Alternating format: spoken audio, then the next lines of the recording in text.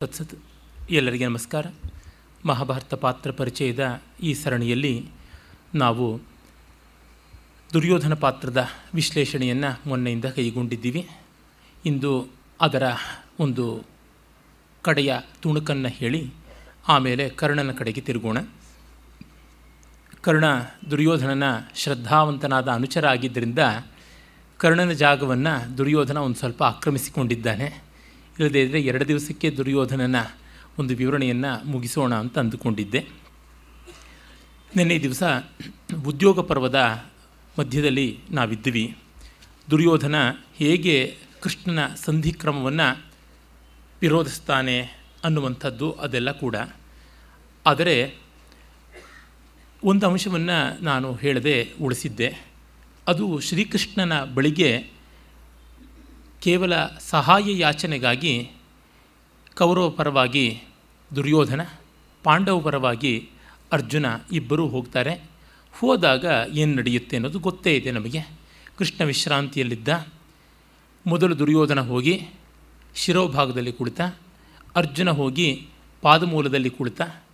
ಅನಂತರ ಮೊದಲು ಕಂಡದ್ದು ಅರ್ಜುನ ಅಂತ ಹೇಳಿ ಅವನನ್ನು ಕೋರಿಕೊಳ್ಳೋದಕ್ಕೆ ಅವಕಾಶ ಕೊಟ್ಟ. ದುರ್ಯೋಧನ ತಾನು ಮೊದಲ ಬಂದವನು ಅಂತಂದ. ಇದು ತುಂಬ ಸ್ವಾರಸ್ಯಕಾರಿಯಾಗಿದೆ. ಕೃಷ್ಣ ಯಾವ ರೀತಿ ಕೂದಲು ಸೀಳಿ ತರ್ಕವನ್ನು ಮಾಡಬಲ್ಲ ಅನ್ನೋದಕ್ಕೆ ತೆಲುಗಿನ ಮಹಾಕವಿಗಳಾದ ಶತಾವಧಾನಿ ತಿರುಪತಿ ವೆಂಕಟ ಕವಿಗಳು ತಮ್ಮ ಪಾಂಡವೋದ್ಯೋಗ ನಾಟಕದಲ್ಲಿ ಮುಂದುಗ ವಚ್ಚಿತೀವಿ ಮುನುಮುಂದುಗ ಚೂಸಿತಿ ಅರ್ಜುನುನ್ ಬಂಧುಗಳನ್ನ ಅಂಶಮದಿ ಪಾಯಕ ನಿಲ್ಚೆ ಸಹಾಯ ಮಿರ್ವುರುನ್ ಚೆಂದುಟಪಾಡಿ ಮೀಕುನೈ ಚೇಸದ ಸೈನ್ಯ ವಿಭಾಗಮಂದು ನೀಕುನ್ ತಗುದಾನಿ ಕೈಕೊನುಡು ಕೋರುಟ ಬಾಲುನಿ ಕೊಪ್ಪು ಮುಂದುಗನ್ ಅಂತ. ನೀನು ಮುಂದುಗ ವಚ್ಚಿತೀವಿ, ಮೊದಲು ನೀನು ಬಂದೆ. ಅರೆ ಮುನುಮುಂದುಗ ಜೂಸಿತಿ ಅರ್ಜುನನ್, ಆದರೆ ನಾನು ಮೊದಲು ನೋಡಿದ್ದ ಅರ್ಜುನನ್ನ ಅಂತ ಹೇಳಿ ನಿನ್ನ ಮೂಗಿನಿಂದ ನೀನು ತರ್ಕ ಮಾಡೋದಿದ್ರೆ ನನ್ನ ಮೂಗಿನಿಂದ ನಾನು ಮಾಡ್ತೀನಿ. ಕಡೆಗೂ ಕೊಡೋರು ತಾನೆ. ಹೀಗಾಗಿ ನಮ್ಮ ಕಡೆಯಿಂದ ನಾವು ತರ್ಕ. ನಮ್ಮ ಮನೆಯ ರಸ್ತೆ ಹೇಗಿದೆ ಅಂತಂದರೆ, ನಮ್ಮ ಮನೆ ಮುಂದೆಯಿಂದ ನೋಡಿದರೆ ನಮ್ಮ ಮನೆಯ ಉತ್ತರ ದಿಕ್ಕಿನ ಕಡೆಗೆ ಹೋಗುವ ರಸ್ತೆ ಡೊಂಕಾಗಿದ್ದಂತೆ ಕಾಣಿಸುತ್ತದೆ. ಅಂದರೆ ನಮ್ಮ ಮನೆಯ ಮುಂದಿನ ರಸ್ತೆ ನೇರವಾಗಿದ್ದು ಒಂದು 5-6 ಮನೆ ಆದಮೇಲೆ ಅದು ಡೊಂಕಾಗುತ್ತದೆ ಅಂತ. ಅದು ನನ್ನ ಮೂಗಿನ ನೇರಕ್ಕೆ. 10 ಕಡೆಯಿಂದ ನೋಡಿದ್ರೆ ಆ ತುದಿಯಿಂದ ಒಂದು 7-8 ಮನೆಗಳಾದ ಮೇಲೆ ನಮ್ಮ ಮನೆಯ ಕಡೆ ರಸ್ತೆ ಡೊಂಕಾಗಿದೆ ಅಂತ. ಯಾವುದು ಸತ್ಯ? ಎಲ್ಲಿ ನೋಡಿದರೆ ಅದು. ವೇದಾಂತದಲ್ಲಿ ಆದರೂ ಅಷ್ಟೇ. ಅವಸ್ಥೆಗಳನ್ನು ಆಯಾ ಸ್ಥಿತಿಯಲ್ಲಿ ನೋಡಿದಾಗ ಅವುಗಳ ಸ್ವಾತಂತ್ರ್ಯ ಅರಿವಾಗುತ್ತದೆ. ಮೂಲಾವಿದ್ಯಾ ಅನ್ನೋದು ಇಲ್ಲ ಅಂತ ಸಚ್ಚಿದಾನಂದೇಂದ್ರ ಸರಸ್ವತಿಗಳ ಒಂದು ಅಭಿಪ್ರಾಯ. ಹಾಗಲ್ಲದೆ ಎಲ್ಲ ಅವಸ್ಥೆಗಳನ್ನು ಜಾಗೃತಾವಸ್ಥೆಯ ಅಭಿನಿವೇಶದಲ್ಲಿಯೇ ನೋಡಿದರೆ ಮೂಲಾವಿದ್ಯಾ ಅನ್ನೋದು ಇದೆ ಅಂತ ಹೇಳಿಬಿಟ್ಟು ಸಾಂಪ್ರದಾಯಿಕವಾದ ಅದ್ವೈತಿಗಳು ಅಂತ ಹೇಳ್ತಕ್ಕಂಥವ್ರ ಅಭಿಪ್ರಾಯ ಅಂತ ನಾವು ಕಾಣ್ತೀವಿ. ಹೀಗಾಗಿ ಇಲ್ಲಿ ಕೃಷ್ಣ ತನ್ನ ನಿಲುವಿನಿಂದ ನೋಡ್ತಾನೆ, ಅದು ಯುಕ್ತವಾದದ್ದು. ಹಾಗೆ ನೋಡಿದಾಗ ನಮಗೆ ಗೊತ್ತಾಗುತ್ತದೆ ಎಲ್ಲ ಅವಸ್ಥೆಗಳನ್ನು ಅವುಗಳ ಪ್ರಮಾಣಕ್ಕೆ ಏನಿದೆ ಅದೇ ರೀತಿಯಲ್ಲಿ ನೋಡುವಂಥದ್ದು ಅಂತ.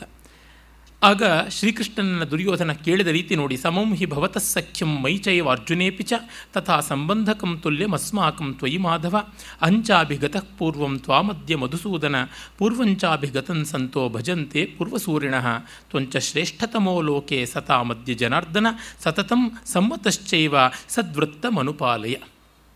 ಏನು ಮಾತು! ದುರ್ಯೋಧನ ಅಪ್ರತಿಮನಾದ ಮಾತುಗಾರ ಆಗಿದ್ದ ಅನ್ನೋದಂತೂ ನಿಜ. ಎಲ್ಲ ಆಧುನಿಕ ರಾಜಕೀಯ ವ್ಯಕ್ತಿಗಳಿಗೂ ಕೂಡ ದುರ್ಯೋಧನ ಆರೇಟ್ರಿನಲ್ಲಿ, ಎಕ್ಸ್ಪ್ರೆಷನ್ನಲ್ಲಿ ಎಲ್ಲದರೊಳಗೂ ಆಚಾರ್ಯ ಪುರುಷನಾಗಿ ನಿಲ್ತಾನೆ. ಕೃಷ್ಣ ನಿನಗೂ ಮತ್ತು ನಿನಗೂ ಮತ್ತು ಅರ್ಜುನನಿಗೂ ಇರುವ ಬಾಂಧವ್ಯ ಒಂದೇ ರೀತಿಯಾದದ್ದು. ಹಾಗಾಗಿ ನೀನು ನಮ್ಮಿಬ್ಬರಲ್ಲಿ ಸಮವಾಗಿ ಸ್ನೇಹವನ್ನು ಇಟ್ಕೊಂಡಿದ್ದೀಯ. ಸಮಂ ಸಖ್ಯಂಚ ಸಂಬಂಧಂ ತುಲ್ಯಂ, ಸಂಬಂಧಕಂ ಎಲ್ಲವೂ ಆದದ್ದು ಸಮಾನ ಅಂತ. ಅಂದರೆ ತನ್ನ ಮಗಳನ್ನು ಕೃಷ್ಣನ ಮಗನಿಗೆ ಕೊಟ್ಟಿದ್ದಾನೆ, ಕೃಷ್ಣನ ತಂಗಿಯನ್ನು ಅರ್ಜುನ ಪಡೆದಿದ್ದಾನೆ. ಹೀಗೆ ಒಂದು ಕಡೆಗೆ ಬಾಂಧವ್ಯ ಅನ್ನೋದು, ಬೀಗತನ ಅನ್ನೋದು ಹೀಗೆ ಕೊಟ್ಟು ಬಿಟ್ಟು ಮಾಡಿರೋದ್ರೊಳಗೆ ಇದ್ದೇ ಇದೆ.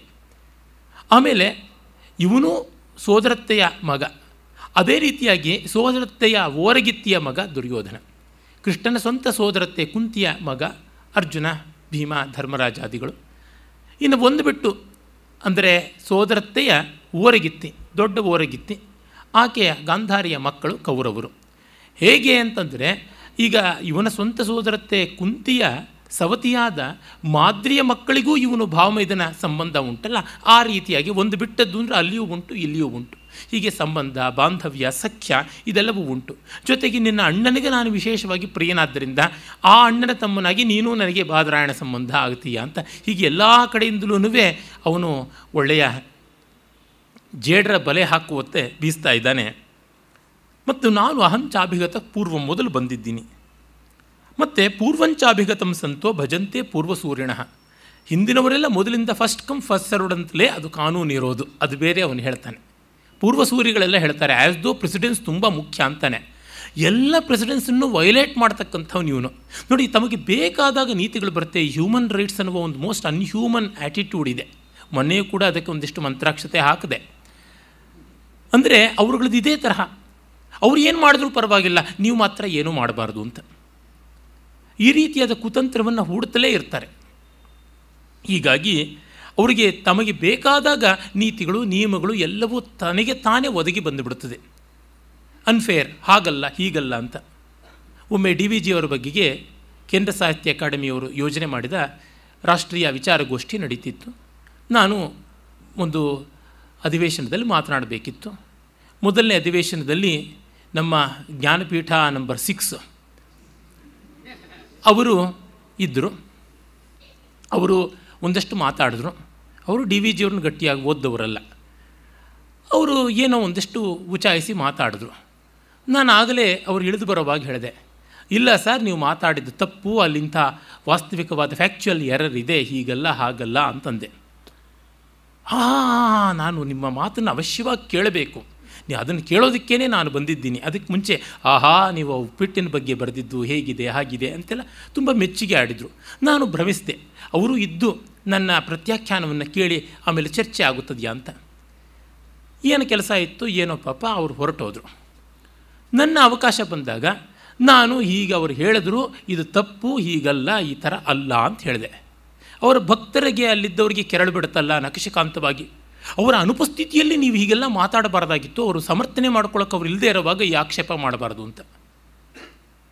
ನನಗೆ ನಖಶಿಕಾಂತ ಸಹಜವಾಗಿ ಕೋಪ ಬರೋದೆಲ್ಲಿಂದ? ನನ್ನಲ್ಲಿಯೇ ಇರೋದದು, ಎಲ್ಲಿಂದ ಹೊರಗಡೆ ಹೋಗಬೇಕೇ ಅದು. ಪಾಪ ನಾನು ಸತ್ತರೆ ಅದಕ್ಕೆ ಆಶ್ರಯವೇ ಇಲ್ಲ, ಆ ರೀತಿಯಾಗಿ. ಹಾಗಾಗಿ ನಾನು ಹೇಳಿದೆ, ಅಲ್ಲ ಸ್ವಾಮಿ, 112 ವರ್ಷಗಳಾಗಿರೋದು DVG ಅವರಿದ್ದಿದ್ರೆ, ಅವರು ತೀರ್ಕೊಂಡೇ 25 ವರ್ಷ ಆಯಿತು. ಅವರ ಅನುಪಸ್ಥಿತಿನಲ್ಲಿ ಇವರು ಏನು ಬೇಕಾದರೂ ಬೊಗಳಬಹುದು. ಇವರು ಇನ್ನೂ ಬದುಕಿದ್ದಾರಲ್ಲ, ಅದೊಂದು ನಮಗೆ ಸಮಸ್ಯೆ. ಈಗ ಒಂದು 25 ಮೈಲಿ ದೂರದಲ್ಲಿದ್ದಿರ್ಬೋದು ಅಷ್ಟೇ. ಹಾಗಿರೋವಾಗ ನಾನು ಹೇಳಬಾರ್ದು ಅಂತಂದರೆ ಏನು ಇದು ಪತ್ರಿಕೆಯಲ್ಲಿ ಬರಲಿ, ಅವರು ಉತ್ತರ ಕೊಡಲಿ ಅಂತಂದೆ. ಮತ್ತು ತಪ್ಪು ಕೂತ್ಕೊಂಡ್ರು ಅವರ ಭಕ್ತರು. ಯಾಕೆಂದರೆ ಎಲ್ಲಕ್ಕೂ ತಂತ್ರವನ್ನು, ಎಲ್ಲಕ್ಕೂ ಒಂದೊಂದು ಉತ್ತರವನ್ನು, ಎಲ್ಲಕ್ಕೂ ಪ್ರತ್ಯಾಮ್ನಾಯವನ್ನು ಹೂಡತಕ್ಕಂಥದ್ದು ನ್ಯಾಯವಾದದ್ದಲ್ಲ. ದುರ್ಯೋಧನ ಹಾಗೆ ಮಾಡ್ತಾನೆ. ಅಷ್ಟು ಮಾತ್ರವಲ್ಲದೆ ನಮ್ಮ ಎದುರಾಳಿಗಳನ್ನು ಹೊಗಳದಂತೆಯೂ ಮಾಡಿಬಿಟ್ರೆ ಆಯಿತು. ನೀವು ಶ್ರೇಷ್ಠ ವಿದ್ವಾಂಸರು, ನಿಮ್ಮ ವಿದ್ವತ್ತೆಯ ಬಗ್ಗೆ ನನಗೆ ತುಂಬ ಗೌರವ ಇದೆ, ಆದರೆ ನಿಮ್ಮ ಅಭಿಪ್ರಾಯವನ್ನು ಮಾತ್ರ ನಾನು ಒಪ್ಪಲ್ಲ ಅಂತ. ಮುಂಡಾಮೋಚ ನನ್ನನ್ನು ಶ್ರೇಷ್ಠ ವಿದ್ವಾಂಸ ಅಂತಂದು ನನ್ನ ಅಭಿಪ್ರಾಯ ಒಪ್ಪಲ್ಲ ಅಂದರೆ ನಾನು ಅಯೋಗ್ಯ ಅಂತ ಆಯ್ತಲ್ಲಯ್ಯ. ಇದು ಎಂಥದ್ದಿದು ಅಂತ. ಇದು ವಿಕಲ್ಪ ಜ್ಞಾನವಲ್ಲದೆ ಇನ್ನೇನು. ನಿಮ್ಮ ಸಂಗೀತ ನನಗೆ ತುಂಬ ಇಷ್ಟವಾದದ್ದು, ಆದರೆ ಅದು ಶ್ರುತಿಯಲ್ಲಿ ಮಾತ್ರ ಇರುವುದಿಲ್ಲ. ಎಲ್ಲಿಯಾದರೂ ಹೀಗಿರೋಕ್ಕೆ ಸಾಧ್ಯವಾ? ವದತೋ ವ್ಯಾಘಾತ. ನನಗೆ ನೋಡಿ ನಾಲಿಗೆಯೇ ಇಲ್ಲ ಅಂತ ಒಬ್ಬ ಬಾಯಿ ಬಿಟ್ಟು ಹೇಳಿದರೆ ಏನನ್ನೋಣ? ನೀವು ನಾಲಿಗೆಯನ್ನು ಕಾಲು ಕೈ ಅಂತ ಏನಾದರೂ ಭಾವಿಸಿದ್ದಾನಾ ಅಂತನ್ನಬೇಕಾಗುತ್ತದೆ ಅಷ್ಟೇ. ತ್ವಂಚ ಶ್ರೇಷ್ಠತಮೋ ಲೋಕೆ ಸತಾ ಮಧ್ಯೆ ಜನಾರ್ದನ. ಸಜ್ಜನರಲ್ಲಿ ನೀನು ಪರಮಶ್ರೇಷ್ಠ ಅಂತ. ಹಾಗಿದ್ದವ್ರ ಮಾತು ಕೇಳಬೇಕೋ ಬೇಡವಾ? ಹಾಗಿದ್ದವ್ರನ್ನ ಕಟ್ಟಾಕ್ಬೋದಾ? ಹಾಗಿದ್ದವ್ರನ್ನ ಬಾಯಿಗೆ ಬಂದಂಗೆ ಅನ್ನಬಹುದಾ? ಹಾಗಿದ್ದವ್ರನ್ನ ಯಾವ ರೀತಿಯಾಗಿ ಮಾತಾಡುವಂಥದ್ದು? ಕಂಸನ ದಾಸನ ಮಗ ಅಂತ ಮುಂದೆ ಬೈತಾನೆ. ದಾಸಪುತ್ರ ಕಂಸಸ್ಯ ಅಂತೆಲ್ಲ ಅಂತಾನೆ. ಹೀಗೂ ಅನ್ನಬಹುದಾ? ಅಂದರೆ ತನಗೆ ಬೇಕಾದಂತೆ ಇವನು ಮಾತಾಡ್ತಾ ಇದ್ದಾನೆ ಅಂತ ಸ್ಪಷ್ಟವಾಗಿ ಗೊತ್ತಾಗುತ್ತದೆ. ಸತತಂ ಸಮ್ಮತಶ್ಚೈವ, ಎಲ್ಲ ಕಾಲಕ್ಕೂ ನೀನು ನಮಗೆ ಒಪ್ಪಿಗೆಗೆ ಅರ್ಹನಾಗಿದ್ದೀಯಾ ಅಂತ. 10-15 ದಿವಸ ಆದಮೇಲೆ ಸಂಧಾನಕ್ಕೆ ಬಂದಾಗ ಇಲ್ಲ, ಸಹಾಯ ಕೇಳಕ್ಕೆ ಹೋದಾಗ ಇದು ಮಾತ್ರ. ಅಂದರೆ ಯಾಚನೆಗೆ ಹೋದಾಗ ಕೊಡೋವರೆಲ್ಲ ದೊಡ್ಡವರು ಅಂತ, ಅವನು ಯಾಚನೆಗೆ ಬಂದಾಗ ಅವನು ತೀರ ನೀಚನಾದವನು ಅಂತ. ಯಾವ ಥರ ಟರ್ನ್ ಕೋಟ್ಸ್ ಅಂತ ಒಂದು ಸ್ಪರ್ಧೆಯನ್ನು ನಡೆಸ್ತಾರೆ. 1 ನಿಮಿಷ ಕಾಲ ಒಂದು ವಿಷಯದ ಪರ ಮಾತಾಡಬೇಕು, ಮತ್ತು ಅದೇ ಒಂದು ನಿಮಿಷದ ಕಾಲ ಅದರ ವಿಷಯದ ವಿರೋಧವಾಗಿ ಮಾತಾಡಬೇಕಂತೆ. ಬಹಳ ಚೆನ್ನಾಗಿರ್ತಕ್ಕಂಥದ್ದು, ಸರ್ಪಗಳಿಗೆ ಹೇಳಿ ಮಾಡಿಸ್ತಕ್ಕಂಥದ್ದು. ಈ ರೀತಿಯಾಗಿ ಯಾವ ಕಡೆ ಪಾಯಿಂಟ್ಸ್ ಇದೆಯೋ ಆ ಕಡೆಗೆ ಅದನ್ನು ವ್ಯತಿರಿಕ್ತವಾಗಿ ಮಾತಾಡಬೇಕು ಅನ್ನೋವಂತೆ ಇವನು ಆ ರೀತಿ ಮಾತಾಡ್ತಾನೆ. ಇಷ್ಟಾಗಿಯೂ ಇವನಿಗೆ ನಾರಾಯಣಿ ಸೇನೆಯನ್ನು ಕೃಷ್ಣ ಕೊಟ್ಟು ಕಳಿಸ್ತಾನೆ. ಅದಾದಮೇಲೆ ಬಲರಾಮನ ಹತ್ರಕ್ಕೆ ಹೋಗ್ತಾನೆ. ನೋಡಿ, ಬಲರಾಮ ಗುರು ಅಂತೆಲ್ಲ ಇದ್ದವನು ಮೊದಲು ಅವನ ಹತ್ರಕ್ಕೆ ಹೋಗಬೇಕಲ್ವ? ಪೂಜಾ ವ್ಯತಿಕ್ರಮ ಮಾಡಬಹುದೇ? ಮೊದಲು ಹಿರಿಯನಾದ ಬಲರಾಮನ ಹತ್ರಕ್ಕೆ ಹೋಗಿ ಹರಕೆ ತೊಗೊಂಡು ಬರ್ಬೋದಲ್ವ? ಗೊತ್ತು ಬಲರಾಮ ಏನು ಪವರ್ ಇಲ್ಲದೆ ಇದ್ದವನು, is not A running horse, is A trailing donkey ಅಂತ ಗೊತ್ತು. ಅದಕ್ಕೆ ಬಲರಾಮನ ಹತ್ರಕ್ಕೆ ಮೊದಲು ಹೋಗೋಲ್ಲ. ಮತ್ತು ಪಾಂಡವರು ಬಲರಾಮನ ಹತ್ರಕ್ಕೆ ಬಂದು ಏನು ಮಾತಾಡೋದಿಲ್ಲ, ಏನು ಕೇಳೋದು ಇಲ್ಲ ಅಂತ ಗೊತ್ತು. ಅಲ್ಲಿಗೆ ಯಾವಾಗ ಅರ್ಜುನ ಬಂದಾನೋ ಅಂತ ಧಾವಂತದಿಂದ ಬಂದು ಕೃಷ್ಣನ ಹತ್ರ ಕೇಳಿದ. ಅಂದರೆ ತನಗೆ ಬೇಕಾದಂತೆ ಪ್ರಿಯಾರಿಟೀಸು, ತನಗೆ ಬೇಕಾದಂತೆ ಪ್ರೋಟೋಕಾಲ್ಸು ಇವೆಲ್ಲವೂ ಕೂಡ ಬದಲಾಗ್ತಾ ಇರ್ತದೆ. ಅಂದರೆ ಒಂದು ಕಡೆಯಲ್ಲಿಯೂ ಸದಾಚಾರದ ಲೇಷವನ್ನು ಪಾಲಿಸದೇ ಇರತಕ್ಕಂಥವನು ನೀತಿಯ ಬಗ್ಗೆ, ನಿಯಮದ ಬಗ್ಗೆ, ನ್ಯಾಯದ ಬಗ್ಗೆ ಬೇಕಾದಂತೆ ಮಾತಾಡ್ತಾನೆ. ಮತ್ತೆ ಮತ್ತೆ ನನಗೆ ಜ್ಞಾಪಕ ಬರೋದು ನಮ್ಮ ದೇಶದ ಈ ಶನಿ ಸಂತಾನ ಲೆಫ್ಟಿಸ್ಟ್ಗಳು, ಸೆಕ್ಯುಲರಿಸ್ಟ್ಗಳು, ಇವರುಗಳೇ ಮತ್ತೆ ಮತ್ತೆ ದುರ್ಯೋಧನನ ಚಿತ್ರಣದಲ್ಲೆಲ್ಲ ಕಾಣತಕ್ಕಂಥದ್ದು. ಒಂದು ಕಡೆಯಲ್ಲಿಯೂ ನ್ಯಾಯ ಇಲ್ಲ, ಒಂದು ಕಡೆಯಲ್ಲಿಯೂ ನೀತಿ ಇಲ್ಲ, ಒಂದು ಕಡೆಯಲ್ಲಿಯೂ ಸೌಜನ್ಯ ಇಲ್ಲ, ಒಂದು ಕಡೆಯಲ್ಲಿಯೂ ವಿನಮ್ರತೆ ಇಲ್ಲ, ಎಲ್ಲ ಕಡೆಯಲ್ಲಿಯೂ ವ್ಯತಿರೇಕ. ಆದರೆ ಅವರಿಗೆ ಇರೋದು ಗಂಟಲು ಮಾತ್ರ ತುಂಬ ದೊಡ್ಡದು. ಡಿ ವಿ ಜಿಯವರು ಅದನ್ನು ಬರೆದಿದ್ದಾರೆ, ಎಂದೋ ಬರೆದಿದ್ದಾರೆ. ಈತನ ಗಂಟಲು ದೊಡ್ಡದು, ಪತ್ರಿಕಾದಿ ಮಾಧ್ಯಮಗಳು ಇವನ ಕೈನಲ್ಲಿವೆ, ಸರ್ಕಾರ ಇವನ ಜೇಬಿನಲ್ಲಿದೆ, ಅದರಿಂದ ಆಡಿದ್ದೇ ಆಟ ಅಂತ ಬರೀತಾರೆ. Moses and marks 2 world views ಅಂತ ಒಂದು ಲೇಖನವನ್ನು ಅವರು ಅದ್ರ ಬಗ್ಗೆ ತುಂಬ ಚೆನ್ನಾಗಿ ಬರೆದಿದ್ದಾರೆ, ಯಾವ ರೀತಿ ನೆಹರು ಮಾರ್ಕ್ಸ್ ದಾರಿನಲ್ಲಿ ಹೋದದ್ದು ಅಂತ. ಇರಲಿ, ಹೀಗೆ ದುರ್ಯೋಧನ ಕೃಷ್ಣನ ಸಹಾಯಕ್ಕೆ ಹೋದಾಗ ಮಾತ್ರ ಕೃಷ್ಣನನ್ನು ದೊಡ್ಡವನು ಅಂತ ಕೊಂಡಾಡಿ ಮತ್ತು ಯಾವ ರೀತಿಯಲ್ಲಿಯೂ ಗೌರವದಿಂದ ಕಾಣಲಿಲ್ಲ ಅನ್ನೋದನ್ನು ನಾವಿಲ್ಲಿ ಕಾಣಬೇಕಾದದ್ದು. ಆಮೇಲೆ ನಾನು ಹೇಳಿದ್ದೀನಿ ಭೀಷ್ಮನನ್ನು ಹೇಗೆಲ್ಲ ಹಿಂಡಿ ಹಿಪ್ಪೆ ಮಾಡ್ದ ಅಂತ. ಅದಕ್ಕೆ ಮುನ್ನ ಭೀಷ್ಮನನ್ನು ಎಷ್ಟೆಲ್ಲ ಗೌರವಿಸಿದ್ದಾನೆ ಅಂತ. ಕೃಷ್ಣ ಸಂಧಿಗೆ ಬಂದಾಗ ಅವನನ್ನು ಒಡಂಬಡಿಸೋದಕ್ಕೆ ಗಾಂಧಾರಿ ಬರ್ತಾಳೆ. ಅಪ್ಪ ಮಾತು ಕೇಳು, ಒಳ್ಳೆಯದು ಅಂತ. ಇಲ್ಲ, ಖಂಡಿತವಾಗಿ ಕೇಳೋದಿಲ್ಲ, ಸಸೇ ಮಿರ ಅಂತಂತಾನೆ.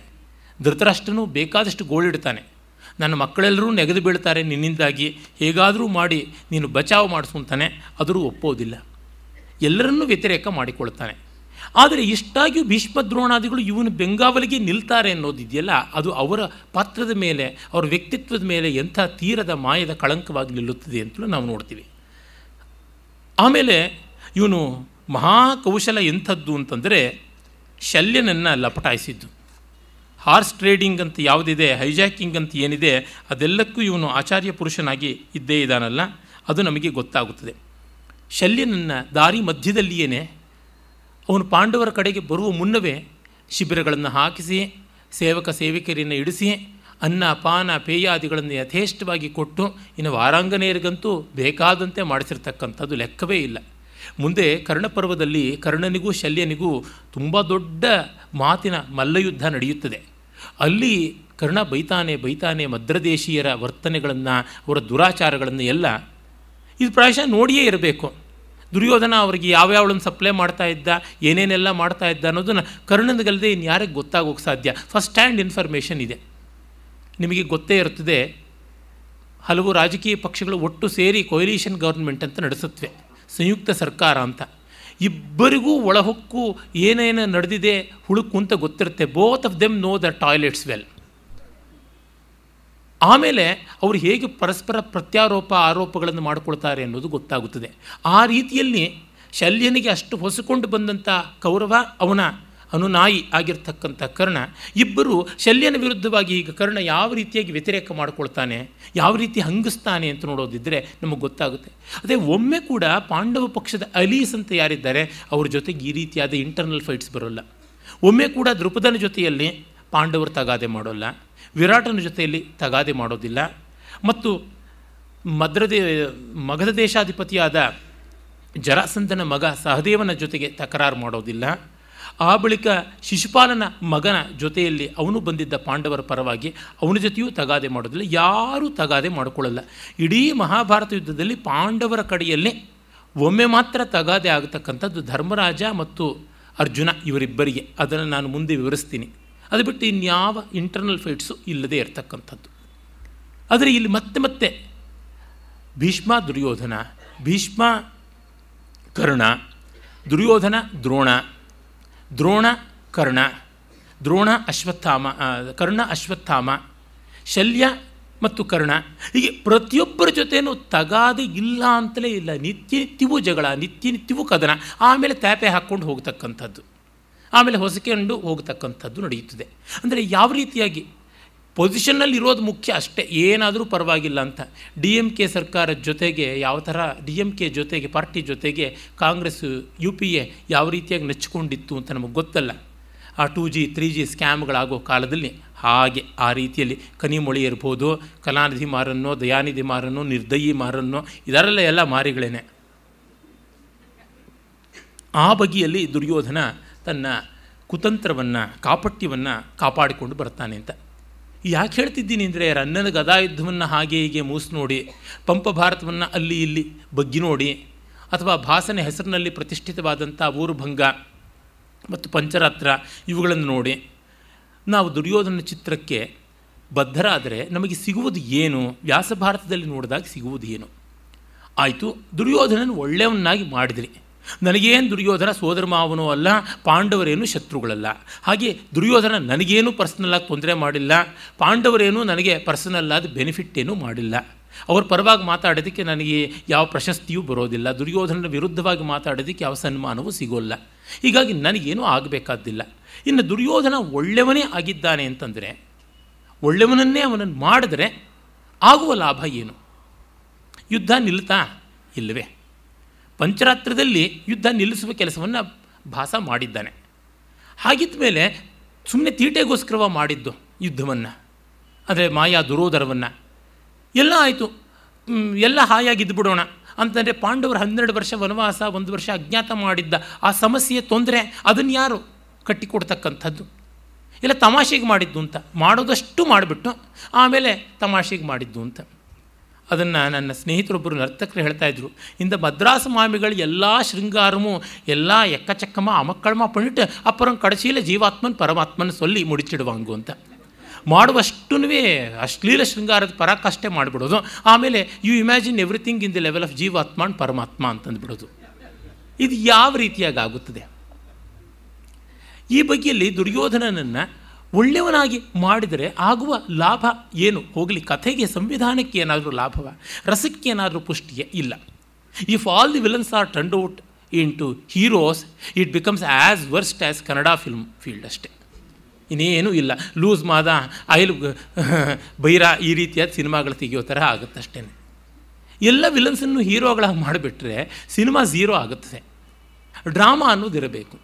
ಹೀಗಾಗಿ ರಸದೃಷ್ಟಿಯಿಂದ ನೋಡಿದರೆ ದುರ್ಯೋಧನ ವಿಲನ್ ಆಗೋದು ತುಂಬ ಒಳ್ಳೆಯದು ಅಂತ ಗೊತ್ತಾಗುತ್ತೆ. ಯಾರೋ ಒಬ್ಬರು ವಿಲನ್ ಆಗಬೇಕು, ದುರ್ಯೋಧನನಂತೂ ಫಸ್ಟ್ ಕ್ಲಾಸಾಗಿ ಕಾಣಿಸುತ್ತದೆ ಸಂವಿಧಾನದಿಂದ. ಇಲ್ಲ, ಮೌಲ್ಯ ದೃಷ್ಟಿಯಿಂದ ಏನಾದರೂ ಅವನು ಒಳ್ಳೆಯದಾಯಿತು ಅಂದರೆ ಅವನು ಏನಾದರೂ ಒಳ್ಳೇದು ಮಾಡಿರಬೇಕಲ್ಲ. ತಂದೆ ತಾಯಿಗಳಿಗೆ ಒಳ್ಳೇದು ಮಾಡಲಿಲ್ಲ, ತಮ್ಮಂದ್ರಿಗೆ ಒಳ್ಳೇದು ಮಾಡಲಿಲ್ಲ, ಕುಟುಂಬಕ್ಕೆ ಒಳ್ಳೇದು ಮಾಡಲಿಲ್ಲ. ಏನು ಒಳ್ಳೇದು ಮಾಡಲಿಲ್ಲ? ಇದ್ದಷ್ಟು ದಿವಸ ತಿಂದುಕೊಂಡು ಕುಡ್ಕೊಂಡು ಇದ್ರಲ್ಲ. ಪಾಂಡವ್ರ ಜೊತೆ ಸಂಧಿ ಮಾಡಿಕೊಂಡಿದ್ರೆ ಇನ್ನೂ 16 ವರ್ಷ ಕಾಲ, ಇನ್ನೂ 20-30 ವರ್ಷಗಳ ಕಾಲ ಸುಖವಾಗಿರಬಹುದಾಗಿತ್ತಲ್ಲ, ಅಷ್ಟು ಜನಕ್ಕೂ ನೆಮ್ಮದಿ ಕೊಡಬಹುದಾಗಿತ್ತಲ್ಲ. ಯಾಕೆ ಮಾಡಲಿಲ್ಲ? ಇವನು ಪಾಂಡವರನ್ನು ಜೊತೆಗೆ ಸೇರಿಸಿಕೊಂಡು ಬರೀ ಭಾರತ ದೇಶವನ್ನೆಲ್ಲ ಅದರ ಆಚೆಗಿನ ಗಡಿಗಳನ್ನೆಲ್ಲ ವಿಸ್ತರಿಸಿಕೊಂಡು ಇಡೀ ಜಗಜ್ಜೇತಾರನಾಗಿರಬಹುದಾಗಿತ್ತಲ್ಲ. ಯಾಕೆ ಮಾಡಲಿಲ್ಲ? ಹೋಗಲಿ, ಕೃಷ್ಣ ಹೇಳಿದ್ನಲ್ಲ ಕರ್ಣನಿಗೆ, ನೀನೇ ಪಟ್ಟಾಭಿಷಿಕ್ತನಾಗಿ ಮಹಾರಾಜನಾಗಿಬಿಡು ಅಂತ. ಹಾಗಿದ್ದಾಗ ಕರ್ಣನ ಆ ಕಡೆಗಳಿಗೆ ಭೀಮ, ಕರ್ಣನ ಆ ಕಡೆ ಧರ್ಮರಾಜ, ಈ ಕಡೆಗೆ ದುರ್ಯೋಧನ ಅಂತ ಇಬ್ಬರು ಇದ್ದುಕೊಂಡು ಇವನನ್ನು ಮಧ್ಯದಲ್ಲಿ ಶ್ರೀದೇವಿ ಭೂದೇವಿಯರ ಮಧ್ಯೆ ಇರೋ ನಾರಾಯಣಂತರ ಇರಿಸ್ಕೊಳ್ಬಹುದಾಗಿತ್ತಲ್ಲ. ಇವನಿಗೆ ಪ್ರೀತಿಪಾತ್ರನಾದ ಸ್ನೇಹಿತ ಅಲ್ವೇ, ಆಗರ್ಭ ಮಿತ್ರ ಅಲ್ವೇ ಅಂಥವನನ್ನು ಹಾಗಿದ್ದು ಯುದ್ಧವನ್ನು ನಿಲ್ಲಿಸ್ಕೊಳ್ಬೋದು. ಹಾಗಿದ್ದರೆ ಒಳ್ಳೆಯದು ಮಾಡಬಹುದಾಗಿತ್ತು. ಇನ್ನು ಭೀಷ್ಮ ದ್ರೋಣಾದಿಗಳಿಂದ ಗೌರವದಿಂದ ಕಾಣಬಹುದಾಗಿತ್ತು, ಬೀಗನಾದ ಕೃಷ್ಣನನ್ನ ಪ್ರೀತಿ ವಾತ್ಸಲ್ಯಗಳಿಂದ ಕಾಣಬಹುದಾಗಿತ್ತು. ಹೀಗೆಲ್ಲ ಮಾಡಬಹುದಾಗಿತ್ತು. ಏನೂ ಮಾಡಲಿಲ್ಲ. ಹೋಗಲಿ, ಪ್ರಜೆಗಳಿಗೆ ಏನಾದರೂ ಒಳ್ಳೆಯ ಕೆಲಸ ಮಾಡಿದ್ನ? ಅದು ಎಲ್ಲಿಯೂ ಕಾಣಿಸ್ತಾ ಇಲ್ವಲ್ಲ. ಇಲ್ಲ, ನಿಮ್ಮ ಮೂಲ ಮಹಾಭಾರತವೇ ತಪ್ಪು, ನಾವಿನ್ನೊಂದು ಮಹಾಭಾರತ ಬರೆಯೋಣ, ಅದೊಂದು ಬೇರೆ ಇದೆ. It is not the only text, there is nothing like an authentic text ಅಂತ. ಸರಿ ಸ್ವಾಮಿ, ಹಾಗಿದ್ದರೆ ನಾನು ಹೇಳ್ತೀನಿ, there is nothing like an authentic father to you. ಮೂಲ ಮಹಾಭಾರತವೋ ರಾಮಾಯಣವೋ ಅದು ಅಥೆಂಟಿಕ್ ಅಲ್ಲ, ಇದು ಅದೊಂದು ಬೇರೆ ಮಾಡ್ಕೊಂಡಿದ್ದಾರೆ. ನಿಮ್ಮ ಕಾನೂನೇ ತಪ್ಪು ಅಂದ್ಬಿಡೋದು ಕಡೆಗೆ. ನಿಮ್ಮ ಗ್ರಂಥವೇ ಮೂಲವೇ ಅಮೂಲ ನಿರ್ಮೂಲ ಅಂತ ಅಂದುಬಿಡೋದು. ಇದು ತುರುಫೆಲೆ ಟ್ರಂಪ್ ಕಾರ್ಡ್ ಅಂತ ಎಸೆಯೋದು ಅಂತ ಮಾಡ್ತಾರಲ್ಲ, ಕಾರ್ಡ್ಸ್ ಪ್ಲೇ ಮಾಡುವಾಗ ಇಸ್ಪೀಟ್ ಆಟದಲ್ಲಿ ಆ ತರಹ. ಅದಕ್ಕೆ ನಾನು ಹೇಳೋದಿಷ್ಟೇ, ಆಯಿತು ಮೂಲ ಅನ್ನೋದು ಇಲ್ಲ ಅಂತಂದರೆ ನಿಮ್ಮ ತಾಯಿನ ಹಾದರಿಗಿತ್ತಿಂತ ಸಂತೋಷವಾಗಿ ಒಪ್ಪಿಕೊಳ್ಳಿ. ಕರೆಯೋಣ ನಿಮ್ಮನ್ನು ಕೂಡ, ಕಾಣೆಯಲ್ಲಿ ಮಾತಃ ಅಂತ, ಬೋಳಿಯ ಮಗನೇ ಅಂತ ಕರೆಯೋಣ, ಸೂಳೆಯ ಮಗನೇ ಅಂತ ಕರೆಯೋಣ. ಅದಕ್ಕೆ ಒಪ್ಕೋತಾರೆ. ಅದಕ್ಕೂ ಒಪ್ಕೊಳ್ಬೋದು. ಅವ್ರ ತಾಯಿ ಸಿದ್ಧವಾಗಿರ್ತಾಳೆ. ಇವರೆಂಥ ಲಜ್ಜಬಂಡ್ರು ಅಂತಂದರೆ ತಾವು ಗೆಲ್ಲೋದಕ್ಕೋಸ್ಕರ ತಮ್ಮನ್ನೂ ಯಾವ ಥರದ ವ್ಯಭಿಚಾರದ ಸಂತಾನ ಅಂತಲೂ ಒಪ್ಕೊಳ್ಳೋಕೆ ಸಿದ್ಧ. ಅರೆ ಆ ಹೆಣ್ಣು ಮಗಳು ಒಪ್ಕೊಂಡಾಳ ಹೇಳಿ? ಖಂಡಿತ ಇಲ್ಲ. ಅಂದರೆ ಏನರ್ಥ? Text is not at all prominent one ಅಂತ ತುಂಬ ದೊಡ್ಡ ವಿಮರ್ಶಕರು ಅಂತ ಹೆಸರು ಮಾಡಿದ ಕುರ್ತಕೋಟಿ ಅಂತವರಿಂದ ನಡೆದಿರ್ತಕ್ಕಂಥ ಇಂಥ ಕಿತಾಪತಿಯೇನೆ. ಇವರೆಲ್ಲ ಪಾಶ್ಚಾತ್ಯ ವಿದ್ವಾಂಸರ ಗಿಣಿಪಾಠಗಳನ್ನು ಒಪ್ಪಿಸ್ತಾರೆ. ಅಲ್ಲಿ ಹಾಗೆ ಬಂದದ್ದು. ಒಂದು ಪಾಠ್ಯ ಅನ್ನೋದೇ ಇಲ್ಲ ಅಂತ. ಆ ಎ.ಕೆ. ರಾಮಾನುಜನ್ 300 ರಾಮಾಯಣಸ್ ಅಂತ ಬರೆದಿದ್ದು ಇದೇ ರೀತಿಯಲ್ಲಿಯೇ, ಇದೇ ರೀತಿಯಲ್ಲೇ ಮಾಡ್ಕೊಂಡು ಬಂದಿದ್ದಾರೆ. ಪಾಪ ಸುಕ್ತನ್ಕರ್ ಅವರು ಹೇಳಿದ್ದಾರೆ, ಕ್ರಿಟಿಕಲ್ ಟೆಕ್ಸ್ಟ್ ಅನ್ನುವುದು ಓಲ್ಡೆಸ್ಟ್ ಮ್ಯಾನುಸ್ಕ್ರಿಪ್ಟ್ ಅಂತ ಹೇಳ್ತಾ ಇದ್ದೀವಿ. ಇಲ್ಲದನ್ನ absence of evidence is not the evidence of absence ಅಂತ ಒಂದು ದುರ್ವಾದವನ್ನು ಮಾಡ್ತಾರೆ. ಅದಲ್ಲ, ಇರುವುದರ ಮೇಲೆ ಮಾಡಬೇಕು. ಹಾಗಿದ್ರೆ ಆಯ್ತಪ್ಪ, ನೀನು ₹1 ಕೋಟಿ ಸಾಲ ಕೊಟ್ಟಿದೆಯಾ, ಈ ತೀರಿಸೋ ಚಕ್ರಬಡ್ಡಿ ಸಮೇತ ಅಂತ ಕೇಳಿದ್ರೆ ಏನು ಮಾಡ್ತಾರೆ? ನೆನ್ನೆ ನೀನು ಬಂದು ನನಗೆ ಹೊಡೆದಿದ್ಯಾ, ಅದಕ್ಕೆ ನಾನು ಇವತ್ತು ನಿನ್ನ ಕೊಲ್ತೀನಿ ಅಂತಂದರೆ ಇರುವ ಸಾಕ್ಷ್ಯಗಳನ್ನು ಇಟ್ಕೊಂಡು ವಾದ ಮಾಡಬೇಕು. ಇದು ನೋಡಿ, ವಿಜ್ಞಾನದಲ್ಲಿ ಆಬ್ಸೆನ್ಸನ್ನು ಇಟ್ಕೊಂಡು ಎಂದೂ ವಾದ ಮಾಡೋಲ್ಲ. ಈ ಅಜ್ಞಾನ ಬಂದುಬಿಟ್ಟಿದೆ ಸಾಹಿತ್ಯ ಕ್ಷೇತ್ರಕ್ಕೆ, ಅದಕ್ಕೆ ಹೀಗೆ ಮಾಡ್ತಾರೆ. ತರ್ಕ ವ್ಯಾಕರಣಾದಿಗಳಿಂದ ಪರಿಷ್ಕೃತವಾದ ಬುದ್ಧಿಯಲ್ಲಿ ಸಾಹಿತ್ಯವನ್ನು ನೋಡಬೇಕು ಅಂತಾರೆ. ನನಗೆಷ್ಟೋ ಬಾರಿ ಅನಿಸುತ್ತೆ, ಸೈನ್ಸ್ನ ವಿಚಾರ ಶಕ್ತಿಗಳಿಂದ ವಿಮೃಷ್ಟವಾದ ರೀತಿಯಲ್ಲಿ ಸಾಹಿತ್ಯವನ್ನು ನೋಡಬೇಕಾಗುತ್ತದೆ ಅಂತ. ಏಕೆಂದರೆ ಬುದ್ಧಿಗೆ ಒಂದು ಶಾಸ್ತ್ರ ಸಂಸ್ಕಾರ ಬೇಕು, ಹಾಗಿಲ್ದಿದ್ರೆ ಆಗೋದಿಲ್ಲ. ಈ ಥರ ದುರ್ವಾದಗಳನ್ನು ಯಥೇಷ್ಟವಾಗಿ ಹೂಡಿ ದುರ್ಯೋಧನನ್ನು ಒಳ್ಳೆಯವನ್ನಾಗಿ ಮಾಡೋಕ್ಕೆ ಹೋಗ್ತಾರೆ. ಆ ಉದ್ದೇಶದಲ್ಲಿ ಅವನು ಆಗೋಲ್ಲ, ಇವರು ಆಗೋಲ್ಲ. ಕರಿ ನಾಯನ್ನು ಬಿಳಿ ನಾಯಿ ಮಾಡೋಕ್ಕೆ ಹೋದಂಥದ್ದು ನಿಷ್ಪ್ರಯೋಜಕವಾದದ್ದು. ಹೀಗಾಗಿ ಹೆಜ್ಜೆ ಹೆಜ್ಜೆಗೂ ಅವನು ಪ್ರತಿಯೊಬ್ಬರಿಗೂ ಅನುಚಿತವಾದ ರೀತಿಯಲ್ಲಿ ನಡೆದುಕೊಂಡು ಬಂದ ಅನ್ನುವಂಥದ್ದು ನಮಗೆ ಕಾಣಿಸುವಂಥದ್ದು. ಇನ್ನು ಅವನ ಪರಾಕ್ರಮ ಯಾವ ಮಾತ್ರದ್ದು. ಯಾವ ದೊಡ್ಡ ವೀರನನ್ನು ಪಾಂಡವರ ಕಡೆಯಿಂದ ದುರ್ಯೋಧನ ಕೊಲ್ಲಲಿಲ್ಲ ನೋಡಿ. ಅರ್ಜುನ ಕರ್ಣನನ್ನು ಕೊಂದ. ಪಾಂಡವ ಸೇನಾಧ್ಯಕ್ಷನಾಗಿದ್ದ ದುಷ್ಟದ್ಯುಮ್ನ ದ್ರೋಣನನ್ನು ಕೊಂದ. ಮತ್ತು ದುಷ್ಟದ್ಯುಮ್ನ ತಮ್ಮ ಶಿಖಂಡಿ. ತುಂಬ ಜನಕ್ಕೊಂದು ತಪ್ಪು ಕಲ್ಪನೆ ಇದೆ, ಶಿಖಂಡಿ ಅಂತಂದರೆ ನಪುಂಸಕ ಅಂತ. ಅಲ್ಲ, ಶಿಖಂಡವನ್ನು ಧರಿಸಿರ್ತಕ್ಕಂಥವನು ಶಿಖಂಡಿ ಅಂದರೆ ನವಿಲುಗರಿಯನ್ನು ಧರಿಸಿದ್ದವನು ಅಂತ. ಈಗ ಕೃಷ್ಣನೂ ಶಿಖಂಡಿ ಅಂತ ಅನ್ನಬೇಕು. ಶಿಖಂಡಿ ಹೆಣ್ಣಾಗಿದ್ದವನು ಮತ್ತು ಗಂಡು ಶರೀರವನ್ನು ಪಡೆದ. ಈಗ ವಿಜ್ಞಾನದ ರೂಪದಲ್ಲಿ ನಾವು ನೋಡೋದಿದ್ದರೆ ಜೆಂಡರ್ ಐಡೆಂಟಿಟಿ ಡಿಫಿಷಿಯನ್ಸಿ ಅಂತ ಹೇಳಬಾರ್ದು ಅಂತ, ಹೀಗಾಗಿ ಡಯಾಸ್ಪೋರಾ ಅಂತ ಕರೀತಾರೆ. ಜೆಂಡರ್ ಐಡೆಂಟಿಟಿ ಡಯಾಸ್ಪೋರಾ ಅಂದರೆ GID ಅಂತ. ಅಂದರೆ ಹೆಣ್ಣಾಗಿ ಹುಟ್ಟಿದ್ರು ತಾನು ಗಂಡು ಅಂತ. It is the gender in the mind. Gender identity ಬೇರೆ, ಫಿಸಿಕಲ್ ಜೆಂಡರ್ ಬೇರೆ. ಇವೆಲ್ಲ ಗ್ರಂಥಗಳಲ್ಲಿ ಬೇಕಾದಂತೆ ಇದೆ. ಮರ್ಕ್ ಮೊದಲಾದಂಥ ಮೆಡಿಕಲ್ ಟೆಕ್ಸ್ಟ್ ಬುಕ್ಗಳನ್ನು ಓದಬಹುದು, ಎಲ್ರಿಗೂ ಸ್ಪಷ್ಟವಾಗುತ್ತದೆ. ಇಂಟರ್ನೆಟ್ಟಲ್ಲೆಲ್ಲ ಯಥೇಷ್ಟವಾಗಿ ಸಿಗುತ್ತದೆ, ಅದನ್ನು ನೋಡಿ ಗೊತ್ತಾಗುತ್ತದೆ. ಹೀಗಾಗಿ ತಾನು ಸ್ತ್ರೀ ಶರೀರದಲ್ಲಿ ಹುಟ್ಟಿದರೂ ಅಂತರಂಗದಲ್ಲಿ ಗಂಡು ಅಂತಲೇ ಭಾವಿಸಿಕೊಂಡಂಥವಳು. ಆಮೇಲೆ ಮದುವೆ ಆದ ಮೇಲೆ ಆ ಅಪಮಾನ ತಾಳಲಾರದೆ ಸ್ಥೂರ್ಣಕರ್ಣನ ಹತ್ರ ಹೋಗಿ ಆ ಗಂಡು ದೇಹವನ್ನು ಪಡ್ಕೊಂಡಿದ್ದು. ಅಂದರೆ ಜೆಂಡರ್ ಐಡೆಂಟಿಟಿ ಮತ್ತು ಫಿಸಿಕಲ್ ಜೆಂಡರ್ ಎರಡೂ ಒಂದೇ ಆದದ್ದಾಯಿತು. ಹಾಗಾಗಿ ಗಂಡೇ ಆದದ್ದು ಶಿಖಂಡಿ. ಮಹಾವೀರ ಅವನು. ಅತಿರಥ ಅಂತ ಆದವನು. ಪಾಂಡವರ 7 ಅಕ್ಷೋಹಿಣಿಗಳಲ್ಲಿ ಒಂದು ಅಕ್ಷೋಹಿಣಿ ಅಧೀಶ್ವರನೂ ಆಗಿದ್ದ ಅಂತ ನಮಗೆ ಗೊತ್ತಾಗುತ್ತದೆ. ಹೀಗಾಗಿ ಅವನಂತೂ ಒಬ್ಬ ಸೇನಾಧ್ಯಕ್ಷನಾದಂಥ ಭೀಷ್ಮನನ್ನು ಕೊಂದ. ಅವನ ಹಿಂದೆ ಅರ್ಜುನನು ನಿಂತು ಅದಕ್ಕೆ ನೆರವನ್ನು ಕೊಟ್ಟ ಅಂತ ನಮಗೆ ಗೊತ್ತಾಗುತ್ತದೆ. ಇನ್ನು ಭೀಮ ಒಬ್ಬನೇ ಏಕಾಂಗ ವೀರನಾಗಿ 99 ಜನ ಕೌರವರನ್ನು ಕೊಂದ. ಮತ್ತು ಸಹದೇವ ಶಕುನಿಯನ್ನು ಕೊಂದ. ಧರ್ಮರಾಜ ಶಲ್ಯನನ್ನು ಕೊಂದ. ಇನ್ನು ಸಾತ್ವಿಕಿ ಸೋಮದತ್ತನ್ನು ಕೊಂದ. ಭೂರಿಶ್ರವರನ್ನು ಕೊಂದದ್ದು ಅರ್ಜುನ. ಮತ್ತು ಅರ್ಜುನನೇ ಮಹಾವೀರನಾಗಿದ್ದಂಥ ಭಗದತ್ತನ್ನು ಕೊಂದ. ಭಗದತ್ತನ ಮಹಾಸೇನೆಯನ್ನು ಮತ್ತು ಕಾಶಿರಾಜನ ಮಹಾಗಜಸೇನೆಯನ್ನು ಇದನ್ನೆಲ್ಲವನ್ನು ಭೀಮ ನಿರ್ನಾಮ ಮಾಡದ ಅಂತೆಲ್ಲ ನಮಗೆ ಗೊತ್ತಾಗುತ್ತದೆ. ಇಲ್ಲಿ ಒಂದೇ ಒಬ್ಬ ಮಹಾವೀರನ ತಲೆ ಉರುಳಿಸಿದ್ದು ದುರ್ಯೋಧನ ಅಂತ ಕಂಡು ಬರುವುದೇ ಇಲ್ಲ. ಏನಾಗಿತ್ತು ಇವನಿಗೆ ರೋಗ? ಕಂಡವ್ರ ಮಕ್ಕಳನ್ನು ಬಾವಿಗಿಳಿಸಿ ಆಳ ನೋಡೋದು ಅಂತಾರಲ್ಲ, ಮುದುಕರನ್ನು ಮುಂದಕ್ಕೆ ತಳ್ಳಿಬಿಟ್ಟ. ಕೊಂದ ಪಾಪ ಅವನು ಮಹಾವೀರನಾದ ಶ್ವೇತನನ್ನು ಕೊಂದ ಭೀಷ್ಮ. ಮತ್ತು ಪಾಪದ ಎಳೆ ಹುಡುಗ ಉತ್ತರ ಕುಮಾರನನ್ನು ಕೊಂದ. ಇನ್ನೊಬ್ಬ ಮುದುಕ ಆಗಿದ್ದಂಥ ಏನೂ ಕೈಲಾಗದೇ ಇರತಕ್ಕಂಥ ಹೆನ್ ಪೆಕ್ಡ್ ಅಂತ ಹೇಳ್ಬೋದಾದಂಥ ವಿರಾಟರಾಜನನ್ನು ಕೊಂದ. ಈ ತರಹ ಅದೇ ರೀತಿಯಲ್ಲಿ ದ್ರೋಣನೂ ಕೂಡ ಅಷ್ಟೇ. ಇತ್ತ ವಿರಾಟ ವಂಶವನ್ನಷ್ಟು ಸವರದವನು ಭೀಷ್ಮ ಆದರೆ ದೃಪದ ವಂಶವನ್ನಷ್ಟು ಸವರಿದ್ದು ದ್ರೋಣ ಮತ್ತು ಅವನ ಮಗ ದ್ರೌಣಿ ಅಶ್ವತ್ಥಾಮ. ಹೀಗಾಯಿತು. ಇವನೇನು ಮಾಡಿದ್ದು? ಶಲ್ಯ ಯಾರನ್ನೂ ದೊಡ್ಡವರನ್ನು ಕೊಲ್ಲೋಕ್ಕಾಗಲಿಲ್ಲ. ಕರ್ಣ ಅಶ್ವತ್ಥಾಮನ ಜೊತೆ ಜಗಳ ಆಡಿದ್ದ, ದ್ರೋಣನ ಜೊತೆ ಜಗಳ ಆಡಿದ್ದ, ಇವರು ಯಾರು ಪರಾಕ್ರಮಿಗಳಲ್ಲ ಅಂತ. ಅವನು ಕೊಂದದ್ದು ಪಾಂಡವರ ಕಡೆ ಗಣ್ಯನಾದವನು ಯಾರನ್ನ ಅಂತಂದರೆ ಒಬ್ಬನನ್ನೇ, ಘಟೋತ್ಕಚನನ್ನು. ಅದು ದುರ್ಯೋಧನ ಕೊಲ್ಲಿಸಿದ್ದು, ಕೊಲ್ಲು ಅಂತ. ಇವನು ಕೊಲ್ಲಕ್ಕೂ ಆಗಲಿಲ್ಲ. ಅದು ಇಂದ್ರ ಕೊಟ್ಟಂಥ ಶಕ್ತಿ ಆಯುಧ ಇವನ ಕವಚದ ವಿನಿಮಯದಿಂದ ಆದದ್ದು. ಅದು ಏನಂದರೆ ಇವನು ಹುಟ್ಟದಲ್ಲೇ ಬಂದ ಸಹಜ ಕವಚ, ಅದನ್ನು ಇಂದ್ರ ಕಸಿಕೊಂಡ, ಅದಕ್ಕೆ ಬದಲಾಗಿ ಕಾರುಣ್ಯದಿಂದ ಕೊಟ್ಟಂಥ ಶಕ್ತಿ ಆಯುಧ ಅಂತ. ನಾನು ಹುಟ್ಟದಲ್ಲೇ ನಮ್ಮ ಅಜ್ಜಿ ನನಗೆ 10 ತೊಲದ ಬಂಗಾರದ ಸರ ಕೊಡ್ಲಿಗೆ ಹಾಕಿದ್ರು. ಆ ಸರವನ್ನು ಮಾರಿಬಿಟ್ಟಿದ್ದನೇ ನಾನೊಂದು ಕಾರ್ ಕೊಂಡ್ಕೊಂಡಿದ್ದೀನಿ ಅಂತಂದರೆ ಅದು ನನ್ನ ಕಾರು ಅಂತಲ್ಲ, ನನ್ನ ಕಷ್ಟಾರ್ಜಿತ ಅಂತಲ್ಲ. ಆ ರೀತಿ ಆದದ್ದು. ಇದು ಹೋಯಿತು. ಅದು ಹೇಳ್ತಾರಲ್ಲ, ಕತ್ತಿ ಹೋಯಿತು ಡೋಲು ಬಂತು ಡುಮ್ ಡುಮ್ ಡುಮ್ ಅಂತ, ಆ ರೀತಿಯ ಕಥೆ ಆಯಿತು. ಹೀಗೆ ಕರ್ಣನ ಪರಾಕ್ರಮ ಈ ಮಟ್ಟಕ್ಕೆ ಬಂದು ನಿಲ್ತಕ್ಕಂಥದ್ದು. ಅವನನ್ನೇ ತುಂಬ ದೊಡ್ಡ ರೀತಿಯಲ್ಲಿ ನಚ್ಚಿಕೊಂಡ ಅಂತಂದರೆ ದುರ್ಯೋಧನನ ಪರಾಕ್ರಮದ ಮಟ್ಟ ಏನು?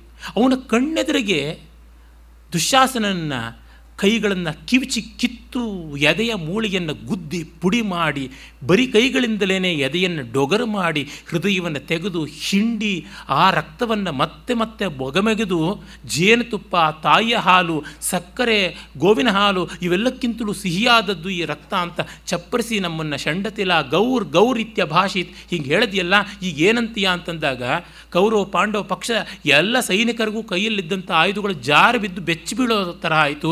ಅವರಿಗೆ ಉತ್ತರಾಷಾಢ ಪೂರ್ವಾಷಾಢಗಳು ಆಯಿತು ಅಂತ ವ್ಯಾಸರು ವರ್ಣಿಸ್ತಾರೆ. ಆನೆ ಕುದುರೆಗಳೆಲ್ಲ ನಡುಗುಬಿಟ್ಟವು ಅಂತ ವರ್ಣಿಸ್ತಾರೆ. ಅಂತಂದರೆ ತನ್ನೆದುರಿಗೆ ತನ್ನ ಅತ್ಯಂತ ಪ್ರೀತಿಪಾತ್ರನಾದ ಜ್ಯೇಷ್ಠ ಅನುಜನನ್ನು ಹೀಗೆ ಅವನು ಮರ್ದನ ಮಾಡಿ ವೀರವಿಹಾರ ಮಾಡ್ತಾ ಇದ್ದರೆ ಭೀಮ ಏನು ಮಾಡೋಕ್ಕಾಯಿತು? ಏನೂ ಮಾಡೋಕ್ಕಾಗಲಿಲ್ಲ. ಅಂದರೆ ಯಾವ ಮಾತ್ರದ ಪರಾಕ್ರಮಿ, ಏನೂ ಅಲ್ಲ ಅಂತ ನಮಗೆ ಗೊತ್ತಾಗುತ್ತದೆ. ಹೀಗಾಗಿ ವಿದ್ಯೆಯಲ್ಲಿ ದೊಡ್ಡವನ, ವಿನಯದಲ್ಲಿ ದೊಡ್ಡವನ, ಸಂಪತ್ತಿನ ಸ್ವಾರ್ಜಿತತೆಯಿಂದ ದೊಡ್ಡವನ, ಯಾವುದರೊಳಗೂ ದೊಡ್ಡವನಲ್ಲ. ಇಂಥವನನ್ನು ದೊಡ್ಡವನಾಗಿ ಮಾಡೋಕ್ಕೆ ಹೋಗೋದು ನಮ್ಮ ದಡ್ಡತನ ಅಂತ ಸ್ಪಷ್ಟವಾಗಿ ಗೊತ್ತಾಗುತ್ತದೆ. ಆಮೇಲೆ ದುರ್ಯೋಧನ ಕಟ್ಟಕಡೆಯಲ್ಲಿ ನೋಡಿ ಜೀವಗಳನ್ನಾಗಿ ವೈಶಂಪಾಯನ ಸರೋವರದಲ್ಲಿ ಬಚ್ಚಿಟ್ಕೊಳ್ಳೋಕ್ಕೆ ಹೋಗ್ತಾನೆ. ಅದು ನಾವು ಕಂಡೇ ಇದ್ದೀವಿ. ಆ ವಿಷಯವನ್ನು ನಾವಿನ್ನು ಪರಾಂಬರಿಸೋಣ. ವೈಶಂಪಾಯನ ಸರೋವರದಲ್ಲಿ ಅವನು ಬಚ್ಚಿಟ್ಕೊಂಡಿದ್ದು ಏನೋ ಒಂದು ಶಕ್ತಿ ಸಂಪಾದನೆ ಮಾಡ್ಕೊಳ್ಳೋದಕ್ಕೆ ಅಶ್ವತ್ಥಾಮ, ಕೃತವರ್ಮ ಮತ್ತು ಕೃಪಾಚಾರ್ಯ ಅನ್ನುವ ಆ ಮೂವರು ಗಟ್ಟಿಗರಾದವರು ತಮ್ಮ ಹತ್ತಿರಕ್ಕೆ ಬರ್ತಾರೆ. ತನ್ನ ಹತ್ತಿರಕ್ಕೆ ಬಂದರೆ ಆ ಮೂಲಕವಾಗಿ ತಾನು ಮುಂದೆ ಯುದ್ಧ ಮಾಡೋದಕ್ಕೆ ಅನುಕೂಲವಾಗುತ್ತೆ ಅಂತ ಅಂದುಕೊಂಡಿದ್ದು. ಅದು ಭೀಷ್ಮೋಪದೇಶ ಅಂತ ನಮಗೆ ಗೊತ್ತಾಗುತ್ತದೆ. ಒಟ್ಟಿನಲ್ಲಿ 4 ಜನ ಉಳಿದದ್ದು, ಇನ್ಯಾರೂ ಉಳಿಯಲಿಲ್ಲ ಅಂತಂದರೆ 11 ದಕ್ಷಿಣೀಯ ಸೈನ್ಯದಲ್ಲಿ ಕಟ್ಟ ಕಡೆಗೆ 4 ಜನ ಉಳಿಯೋ ತರಹ ಆಯ್ತಲ್ಲ. ಇದು ಯಾವ ಮಾತ್ರದ ಸೇನಾ ಸಂಧಾನ ಕೌಶಲ? ಏನೂ ಅಲ್ಲ ಅಂತ ಗೊತ್ತಾಗುತ್ತದೆ. ನಿರ್ದಾಕ್ಷಿಣ್ಯವಾಗಿ, ನಿರ್ದಯವಾಗಿ, ನಿಷ್ಪ್ರಯೋಜಕವಾಗಿ ಆ ನಿಷ್ಪಾಪಿಗಳನ್ನು ಕೊಲಿಸಿದ ಒಂದು ಮಹಾಪಾತಕ ಇವನಿಗೆ ಉಂಟಾಯ್ತಲ್ಲ. ಅದಕ್ಕೆ ನಾವು ಏನನ್ನೋಣ? ಆಯಿತು, ಅಲ್ಲಿ ಆದರೂ ಜಪ ಮಾಡ್ತಾ ಕಾರ್ಯಸಾಧನೆ ಮಾಡಿಕೊಂಡ? ಇಲ್ಲ. ಅವನ ರೋಷ, ಅವನ ಆವೇಶ, ಅವನ ಮಾತ್ಸರ್ಯ ಮತ್ತೆ ಕೆಡಿಸ್ತು. ಪಾಂಡವರು ಗೂಢಚಾರರನ್ನು ಬಿಟ್ಟು ಭೀಮನ ಬೇಹುಗಾರರು ತಿಳ್ಕೊಳ್ತಾರೆ. ಭೀಮನ ಬಳಿಯಲ್ಲಿ ಓಡಾಡ್ತಾ ಇದ್ದಂಥ ಬೇಟೆಗಾರರ ಒಂದು ತಂಡ ಅಲ್ಲಿ ಹೋಗಿ ನೋಡಿಕೊಳ್ಳುತ್ತದೆ. ನೋಡಿಕೊಂಡು ಕೊಳದ ಒಳಗಡೆ ಹೋದಂಥ ಕಾಲುಗಳ ಹೆಜ್ಜೆಯನ್ನು ಗಮನಿಸಿ ಆ ಮೂಲಕವಾಗಿ ತಿಳ್ಕೊಂಡು ಬಂದರು ಅನ್ನೋದೆಲ್ಲ ನಮಗೆ ತಿಳಿದೇ ಇದೆ. ಅಂದರೆ ಆಮೇಲೆ ಪಾಂಡವರು ಹೋದಾಗ ಅವನು ನಾನಾ ವಿಧವಾಗಿ ನಿಂದಿಸಿ ಹೊರಗಡೆ ಬರಮಾಡ್ಕೊಳ್ತಾರೆ. ಹೋಗಲಿ, ಕಟ್ಟ ಕಡೆಗಾಲದಲ್ಲಿ ಆದರೂ ತಾನು ಏಕಾಂತ ಮನೋಹರವಾದ ಮನಸ್ಸಿನಿಂದ ಜಪ ಮಾಡಿ ಪರಾಕ್ರಮವನ್ನು, ಶಕ್ತಿಯನ್ನು ಪಡ್ಕೊಳ್ತೀನಿ ಅಂತ ಪಡ್ಕೊಳ್ಳೋಕ್ಕೆ ಸಾಧ್ಯವ? ಮಂತ್ರಕ್ಕೆ ಮಾವಿನಕಾಯಿ ಉದುರುತ್ತಾ? ಏನೂ ಇಲ್ಲ. ಒಟ್ಟಿನಲ್ಲಂತೂ ಅದೂ ಆಗಲಿಲ್ಲ. ಅಂದರೆ ಒಂದು ಸಂಯಮವೂ ಇಲ್ಲ ತಪಸ್ಸಿಗೆ, ಯುದ್ಧ ಮಾಡೋದಕ್ಕೆ ಬೇಕಾಗತಕ್ಕಂಥ ಪರಾಕ್ರಮವೂ ಇಲ್ಲ, ನ್ಯಾಯವಾಗಿ ಬಾಳೋದಕ್ಕೆ ಬೇಕಾದಂಥ ವಿನಮ್ರತೆಯೂ ಇಲ್ಲ. ಅಂದರೆ ಇನ್ಯಾವುದಿದೆ ಇವನಲ್ಲಿ ಅಂತ ನಮಗೆ ಗೊತ್ತಾಗುತ್ತೆ. ಆಮೇಲೆ ಹೊರಕ್ಕೆ ಬಂದ. ಹೇಳ್ತಾನೆ ರನ್ನ ರಸೀಂ ಕಾಲಾಗ್ನಿರುದ್ರಂ ಪರಮಡವೋಲಂತಾಸರೋ ಮಧ್ಯದಿಂ ಸಾಹಸ ಗರ್ವಾಲಂಕೃತಂ ತೊಟ್ಟನೆ ಕೊಡೆ ಪಡಮಟ್ಟೆಲ್ಲಿದಂ ಭೀಮನ ದೆಳಸೆಯಂ ನೋಡುತ್ತೆ ಮತ್ತದ್ಭುತ ನಟನ ಚೀತಾಲೋಲ ಕೀಲಾಕ್ಷಿಬೋಲ್ ದಳ್ಳಿಸೆ ಕೋಪಾರಕ್ತನೇತ್ರಂ ನಿಜಭುಜಗತಿಯಂ ತೂಗಿದಂ ಧಾತರಾಷ್ಟ್ರಂ ಎಲ್ಲ ಸರಿಯೇ. ನೀರೊಳಗಿರ್ದುಂ ಬೆಮರ್ತನ್ ಉರಗಪತಾಕಂ ಅಂತ. ನೀರೊಳಗಿದ್ದೋ ಬೀರೊಳಗಿರ್ದೋ ಎಲ್ಲಿ ಬೆಮರ್ತರಿ ಏನು ಬಂತು? ಈಗ ಎಷ್ಟು ಬೆವರಿದ್ರೆ ಏನು, ಎಷ್ಟು ಮೈ ಸುಟ್ಕೊಂಡ್ರೆ ಏನು ಪ್ರಯೋಜನ ಇಲ್ಲ. ಆಮೇಲೆ ಅನ್ಯಾಯವನ್ನು ಎಲ್ಲಿಂದ ಮಾಡಿಕೊಂಡು ಬಂದ ಮೋಸದ ಯುದ್ಧಗಳನ್ನು ಅನ್ನೋದಕ್ಕೆ ನಿಮಗೆ ಗೊತ್ತಿದೆ. ಫಸ್ಟ್ ಹೈಜಾಕಿಂಗ್ ಆರಂಭ ಮಾಡಿದ್ದು even before the beginning of war horse trading hijacking ಮಾಡ್ದ. ಅಲ್ಲಿಗೆ ವಂಚನೆ ಬಂತು ಅಂತ ಗೊತ್ತಾಗುತ್ತದೆ. ಯುದ್ಧ ಪೂರ್ವದಲ್ಲಿ ಸೇನಾ ಸನ್ನಾಹದಲ್ಲಿಯೇ ಮಾಡಿಕೊಂಡ. ಅದಾದ ಮೇಲೆ ನಮಗೆ ಸ್ಪಷ್ಟವಾಗಿ ಗೊತ್ತಿರುವಂಥದ್ದು ಅದೇನೆಂದರೆ ಧರ್ಮರಾಜನನ್ನು ಸೆರೆ ಹಿಡಿಸಬೇಕು ಅನ್ನುವ ಒಂದು ಪ್ರಯತ್ನ. ಅದಕ್ಕಾಗಿ ಗುರುವನನ್ನು ಪ್ರಲೋಭಿಸಿ ಪದ್ಮವ್ಯೂಹ ಮಾಡಿಸಿದ್ದು ಆಯಿತು. ಆಮೇಲೆ ಪದ್ಮವ್ಯೂಹ ಭೇದನ ಮಾಡತಕ್ಕಂಥ ಅಭಿಮನ್ಯುವನ್ನು ಅಲ್ಲಿಯವರೆಗೆ ರಥಿಕನನ್ನು, ಪದಾತಿಯನ್ನು, ಆಶ್ವಿಕನನ್ನು ಮತ್ತು ಗಜಿಯನ್ನು, ಗಜಿ ಅಂತಂದರೆ ಆನೆ ಮೇಲೆ ಕೂತವನು, ಅವರನ್ನು ಯುದ್ಧದಲ್ಲಿ ಎದುರಿಸಬೇಕು, ಸಮಾನ ಸ್ಕಂಧರಲ್ಲಿ ಯುದ್ಧ ಆಗಬೇಕು ಅಂತಿತ್ತು. ಆ ಎಲ್ಲ ಯುದ್ಧದ ನೀತಿಯನ್ನು ಗಾಳಿಗೆ ತೂರಿ ಒಬ್ಬ 16 ವರ್ಷದ ಹುಡುಗನ ಮೇಲೆ 6 ಜನ ಮಹಾರಥಿಕರು ಸೇರಿಕೊಂಡರು. ದುರ್ಯೋಧನ, ಕರ್ಣ, ಆಮೇಲೆ ಇವನು ನಮ್ಮ ಜಯದ್ರಥ ಹೊರಗಡೆ ಇದ್ದವನು. ಜಯದ್ರಥ ಹೊರಗಡೆ ಇವ್ರನ್ನ ತಡೀತಾ ಇದ್ದ ಅಂತ ಗೊತ್ತಾಗುತ್ತದೆ. 3ನೇವನಾಗಿ ಶಲ್ಯ ಸೇರಿಕೊಳ್ತಾನೆ. 4ನೇವನಾಗಿ ಅಶ್ವತ್ಥಾಮ ಸೇರಿಕೊಳ್ತಾನೆ. ಆ ಬಳಿಕ 5ನೇವನಾಗಿ ದುಶ್ಯಾಸನ ಸೇರಿಕೊಳ್ತಾನೆ. ಆಮೇಲೆ 6ನೇವನಾಗಿ ಇವ್ರ ಜೊತೆಗೆ ಮತ್ತೊಬ್ಬ ಕೌರವ ವೀರ ಸೇರಿಕೊಳ್ತಾನೆ. ಒಟ್ಟಿನಲ್ಲಿ 6 ಜನ ಮಹಾವಿಕೃಪಾಚಾರ್ಯ ಸೇರಿಕೊಳ್ತಾನೆ. 6 ಜನರು ಸೇರಿಕೊಂಡು ಎಲ್ಲರೂ ಹಿರಿಯರು ಘಟಾನುಘಟಿಗಳು ಇವನನ್ನು ಕೊಲ್ತಾರೆ. ಆಮೇಲೆ ಮರುದಿವಸ ಅರ್ಜುನ ಯುದ್ಧದ ಒಂದು ರಾತ್ರಿಯ ನಿಯಮವನ್ನು ಮೀರಿ ಯುದ್ಧ ಮಾಡ್ತಾನೆ. ಅಲ್ಲಿಗೆ ಹೋಯಿತು ರಾತ್ರಿ ಯುದ್ಧ. ಮೊದಲು ಇವರು ನಿಯಮಗಳನ್ನು ಗಾಳಿಗೆ ತೂರಿದ್ರಿಂದ ಆಗಿದ್ದು. ಮೊದಲು ಮಾಡಿದವರು ಯಾರು ಅದನ್ನು ನೋಡಬೇಕಲ್ಲ. ಅವ್ರು ಏನು ಬೇಕಾದ್ರೂ ಮಾಡ್ಬೋದು, ನೀವು ಮಾತ್ರ ತಪ್ಪು ಮಾಡಬೇಡಿ ಅಂತಂದರೆ ಏನು? ಯುದ್ಧ ಮಾಡೋದು ಸಾಯೋದಿಕ್ಕ? ಹಾಗಿದ್ದರೆ ನೀವು ಉಲ್ಲಂಘನೆ ಮಾಡಿದ ಮೇಲೆ ನಾವು ಉಲ್ಲಂಘನೆ ಮಾಡಬಾರ್ದ? ಅಷ್ಟೇ ಕೇಳ್ತಕ್ಕಂಥದ್ದು. ಮರ್ಯಾದೆ ಯಾರು ಬಿಟ್ಟದ್ದು? ಮರ್ಯಾದೆ ಬಿಟ್ಟ ಮೇಲೆ ಯಾವುದು ಎಷ್ಟು ಬೇಕಾದರೂ ಬಿಡಬಹುದು. ಹೀಗಾಯಿತು. ಹಾಗಾಗಿ ಅಭಿಮನ್ಯು ವಧೆಯಿಂದಲೇ ಅದು ಮುಗಿಯಿತು ಅಂತ ನಮಗೆ ಉಭಯ ಪಕ್ಷದಲ್ಲಿಯೂ ಗೊತ್ತಾಗುತ್ತದೆ. ಭೀಷ್ಮ ಇರುವವರೆಗೂ ಯುದ್ಧ ನಿಯಮಗಳು ನಡೆದವು. ದ್ರೋಣ ಬಂದ ತಕ್ಷಣ ಹೋಯಿತು. ನಾನು ಮೊದಲೇ ಹೇಳಿದ್ದೀನಿ ದ್ರೋಣನ ಪಾತ್ರದ ಬಗ್ಗೆ ಹೇಳ್ತಾ, ದ್ರೋಣ ಅಷ್ಟು ಉತ್ತಮನಾದ ವ್ಯಕ್ತಿಯಲ್ಲ. ಅವನಿಗೆ ಎಷ್ಟೋ ನೀತಿ ನಿಯಮಗಳು, ಸ್ಥೈರ್ಯಗಳು ಶಿಥಿಲವಾಗಿದ್ದವು ಅಂತ ಗೊತ್ತಾಗುತ್ತದೆ. ಪುತ್ರ ವ್ಯಾಮೋಹ ತುಂಬ ಇತ್ತು ಮತ್ತು ಪುತ್ರ ಏನು ಬೇಕಾದರೂ ಮಾಡಿಸ್ತಾ ಇದ್ದ. ಅಶ್ವತ್ಥಾಮ ಅಕಾಂಡ ತಾಂಡವ ಮಾಡಿ ಬಳಸಬಾರದ ಅಸ್ತ್ರವನ್ನು, ನಾರಾಯಣಾಸ್ತ್ರವನ್ನು ಬಳಸಿದ್ದು, ಇದೆಲ್ಲ ನಮಗೆ ಗೊತ್ತಾಗುತ್ತದೆ. ಇರಲಿ, ಒಟ್ಟಿನಲ್ಲಿ ದುರ್ಯೋಧನನ ಹಿಂದೆ ಕ್ರೆಡೆನ್ಷಿಯಲ್ಸ್ ಏನು ನೋಡಿದ್ರೂ ಅಕ್ರಮ, ಅನ್ಯಾಯ ಇದೇ ಕಂಡು ಬರ್ತಕ್ಕಂಥದ್ದು.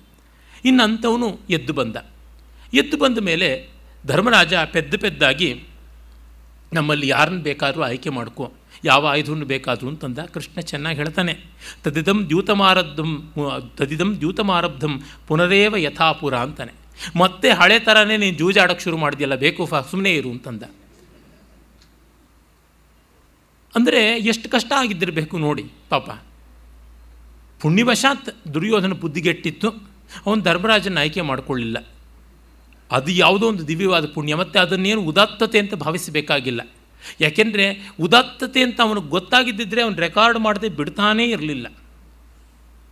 ಈಗ ಯಾವ ಥರದ್ದೆಲ್ಲ ಬಂದುಬಿಟ್ಟಿದೆ ಅಂದರೆ ಕ್ಷಣಕ್ಕೂ ತಾವು ಕೆಮ್ಮಿದ್ದು ಸೀನಿದ್ದು ಫೇಸ್ಬುಕ್ಕಲ್ಲಿ ಹಾಕ್ಕೊಳ್ಳೋದಾಗುತ್ತೆ. ಇಂದು ಯಾವುದೋ ಒಬ್ಬ ತರುಣ ಹುಡುಗ, ನನ್ನ ಸ್ನೇಹಿತನಾದವನ ವಿದ್ಯಾರ್ಥಿ, ಏನೋ ಒಂದು ಕಾದಂಬರಿ ಬರೆದಿದ್ದಾನೆ ಅಂತ ಕೊಟ್ಟಿದ್ದನ್ನು ಓದಿದೆ. ಅದರೊಳಗಿರೋ ಗುಣದೋಷವನ್ನು ಹೇಳಿದೆ. ಗುಣಬಾಹುಳ್ಯಕ್ಕಿಂತ ದೋಷಬಾಹುಳ್ಯವೇ ಇತ್ತು ಹೇಳಿದೆ.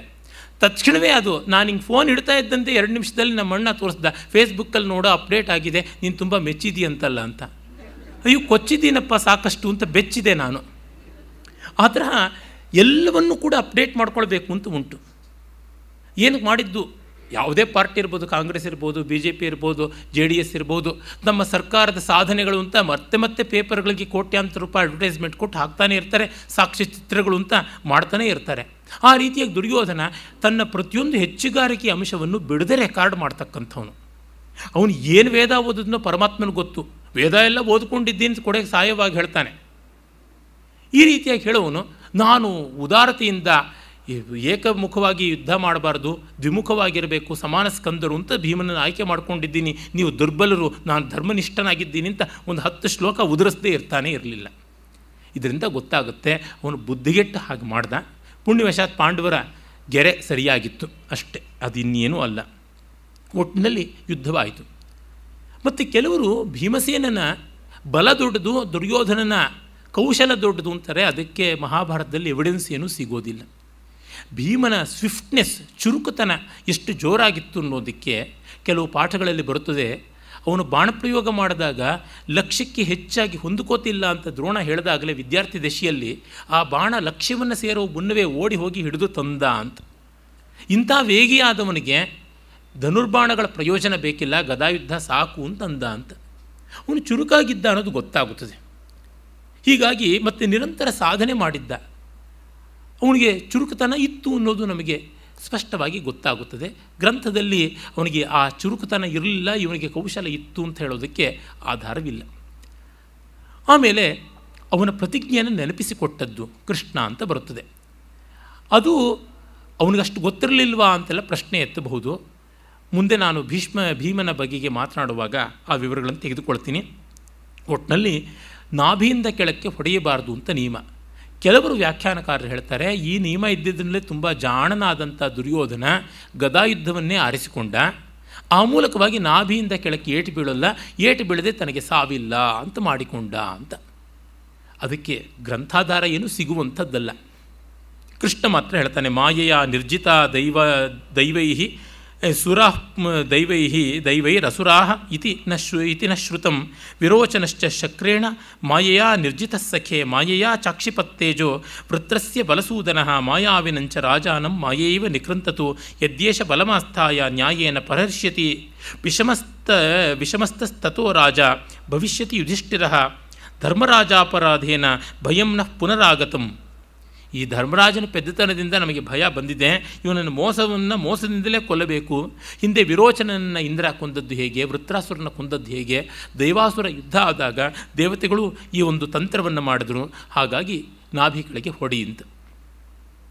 ಮಧ್ವಾಚಾರ್ಯರು ತಮ್ಮ ಮಹಾಭಾರತ ತಾತ್ಪರ್ಯ ನಿರ್ಣಯದಲ್ಲಿ ಅವನು ಮೇಲಕ್ಕೆ ನೆಗೆದು ಪಲ್ಟಿ ಹೊಡೆದ, ಅಂದರೆ ಸಮ್ಮರ್ ಸಾಲ್ಟ್ ಅಂತ ಕರೀತಾರಲ್ಲ, ಅದು ಅರ್ಗಳಂ ಅಂತ ಕರೀತಾರೆ. ಅರ್ಗಳಂ ಅಂತನ್ನುವಂಥ ಒಂದು ಕರ್ಣ ಆ ರೀತಿಯಾಗಿ ಮಾಡಿದ, ಪಲ್ಟಿ ಹೊಡೆದ. ಆಗ ನಾಭಿಯಿಂದ ಮೇಲಕ್ಕೆ ತೊಡೆ ಬಂತು, ಆಗ ಭೀಮ ಬೀಸಿದ ಅಂತ. ಅದಕ್ಕೂ ಆಧಾರ ಇಲ್ಲ. ಒಟ್ಟಿನಲ್ಲಿ ಭೀಮನನ್ನು ನಾಭಿಯಿಂದ ಕೆಳಕ್ಕೆ ಅವನು ಹೊಡೆದು ಕೊಲ್ಲಲಿಲ್ಲ ದುರ್ಯೋಧನನ ಅಂತ ಭೀಮನನ್ನು ಬಚಾವು ಮಾಡೋದಕ್ಕೆ ಮಾಡಿದ್ದದ್ದು. ಅದೇನು ಬೇಕಿಲ್ಲ. ಮೊದಲಿಗೆ ಯುದ್ಧತಂತ್ರದಲ್ಲಿ ನೀತಿಗಳು ನಿಯಮಗಳೆಲ್ಲ ತೂರಲ್ಪಡ್ತು ಅಂದರೆ ಇಲ್ಲಿಯೂ ತೂರಲ್ಪಟ್ಟಿವೆ. ಅದಕ್ಕೆ ಕಾರಣವೂ ಇದೆ. ದುರ್ಯೋಧನ ಡಿಸರ್ವ್ಸ್ ಸಚ್ ಡೆತ್ ಅನ್ನೋದು ಗೊತ್ತಾಗುತ್ತದೆ. ಆಮೇಲೆ ಊರು ಭಂಗ ಆದಮೇಲೆ ಮುಕುಟ ಭಂಗವೂ ಆಗುತ್ತದೆ. ಅದನ್ನೆಲ್ಲ ನಾನು ಭೀಮನನ್ನು ಕುರಿತು ವಿಸ್ತರಿಸುವ ಕಾಲದಲ್ಲಿ ಹೇಳ್ತೀನಿ. ಆಮೇಲೆ ನೋಡಿ, ತೊಡೆ ಮುರಿದುಕೊಂಡು ಬಿದ್ದ ಮೇಲೆ ಕೃಷ್ಣನನ್ನು ಎಲ್ಲರನ್ನೂ ಬಾಯಿಗೆ ಬಂದಂತೆ ಬೈತಾನೆ. ಸಂಕಟ ಆಗಿದೆ, ಸಾಯ್ತಾ ಇದ್ದಾನೆ. ಯಾವ ಮನುಷ್ಯನಿಗಾದರೂ ಸಾವು ಬಂದಾಗ ನೋವು ಬರುತ್ತದೆ, ಸಂಕಟವಾಗುತ್ತದೆ, ಹಲುಪ್ತಾನೆ, ಇವೆಲ್ಲ ಉಂಟು. ಅದನ್ನು ಮಾಡ್ತಾನೆ. ಅಂದರೆ ಅವನು ಬಹಳ ನಿರ್ಮತ್ಸರನಾಗಿ ವೈರಾಗ್ಯಶಾಲಿಯಾಗಿ ಸಾಯುವಂಥ ಸ್ಥಿತಿ ಅಲ್ಲ, ಬದುಕಬೇಕು ಅಂತ ತುಂಬ ಆಸೆ ಇತ್ತು. ಅದಕ್ಕೆ ವೈಶಂಪಾಯನ ಸರೋವರಕ್ಕೆ ಹೋದವನು ಸತ್ತ ಮೇಲೂ ತಾನು ಸಾಯ್ತಾ ಇರೋವಾಗಲೂ ಶತ್ರುಗಳನ್ನು ಕೊಂದು ಹೋಗಬೇಕು ಅಂತ ಸೇಡು ಛಲವೇ ಇತ್ತು. We never miss Duryodhana in is real colours. ಅವನ ಸ್ಥಾಯಿಭಾವ ಏನಿದೆ, ಅಸೂಯೆ, ಕಪಟ, ಮೋಸ, ವಂಚನೆ, ಅಧಿಕಾರ, ಅಹಂಕಾರ, ದುರಾಶೆ ಇವೆಲ್ಲವೂ ಬಂದಿದೆ. ಅವನಷ್ಟು ಕಾನ್ಸ್ಟೆಂಟ್ ಆಗಿದ್ದಾನೆ. ಯಾವ ರೀತಿ ಕಾನ್ಸ್ಟೆಂಟ್ ಅಂದರೆ ಯೂನಿವರ್ಸಲ್ ಲಾ ಆಫ್ ಗ್ರಾವಿಟೇಷನಲ್ಲಿ ಜಿ ಕಾನ್ಸ್ಟೆಂಟ್ ಇದೆಯಲ್ಲ, ಆ ರೀತಿ ಇದ್ದಾನೆ. ಆ ಮಟ್ಟಕ್ಕೆ ಪ್ರಶ್ನಾತೀತವಾಗಿ ಸಾಕ್ಷಾತ್ ಬ್ರಹ್ಮತತ್ವದಂತೆ ಸ್ಥಾಯಿಯಾಗಿದೆ ಅವನಲ್ಲಿ ಆ ದೌಷ್ಟ್ಯ. ಕಂಸದಾಸಸ್ಯ ದಾಯಾದ ನತೆ ಲಜ್ಜಾಸ್ತ್ಯನೇನವೈ. ಕಂಸನ ದಾಸನ ಸಂತಾನವೇ, ನಿನಗೆ ಒಂಚೂರು ನಾಚಿಕೆ ಇಲ್ವಾ? ಅಧರ್ಮೇಣ ಗದಾಯುದ್ಧೆ ಯದಹಂ ವಿನಿಪಾತಿತಃ ಊರು ಬಿಂಧಿ ಭೀಮಸ್ಯ ಸ್ಮೃತಿ ಮಿಥ್ಯಾ ಪ್ರಯಚ್ಛತ ಅಂತೆಲ್ಲ ಬೈತಾನೆ. ಆಮೇಲೆ ಕೃಷ್ಣ ಹೇಳ್ತಾನೆ, ತವೈವ ದುಷ್ಕೃತೈರ್ವೀರೋ ಭೀಷ್ಮದ್ರೋಣವು ನಿಪಾತಿತವು ಕರ್ಣಶ್ಚ ನಿಹತ ಸಂಖ್ಯೆ ತವ ಶೀಲಾನುವರ್ತಕ. ನಿನ್ನಿಂದಾಗಿಯೇ, ನಿನ್ನ ಕೆಟ್ಟ ಕೆಲಸದಿಂದಾಗಿಯೇ ಭೀಷ್ಮ ದ್ರೋಣ ಎಲ್ಲ ಬಿದ್ದಿದ್ದು. ನಾನು ಬೀಳಿಸಿದ್ದಲ್ಲ, ನೀನೇ ಅವ್ರನ್ನ ಸಾವಿನ ದವಡೆಗೆ ದೂಡಿದ್ದು. ಯಾಚ್ಯಮಾನೋ ಮಯಾ ಮೂಢ ಪಿತೃವಂಶಂನ ದಿತ್ಸತಿ. ನಾನು ಬಂದು ಕೇಳಿದ್ರು ಅವಿವೇಕಿ, ನೀನು ಕೊಡಲಿಲ್ವಲ್ಲ. ಕರ್ಣಶ್ಚ ನಿಹಿತ, ಎಲ್ಲ ಕರ್ಣನೂ ಸತ್ತಿದ್ದದಕ್ಕೆ.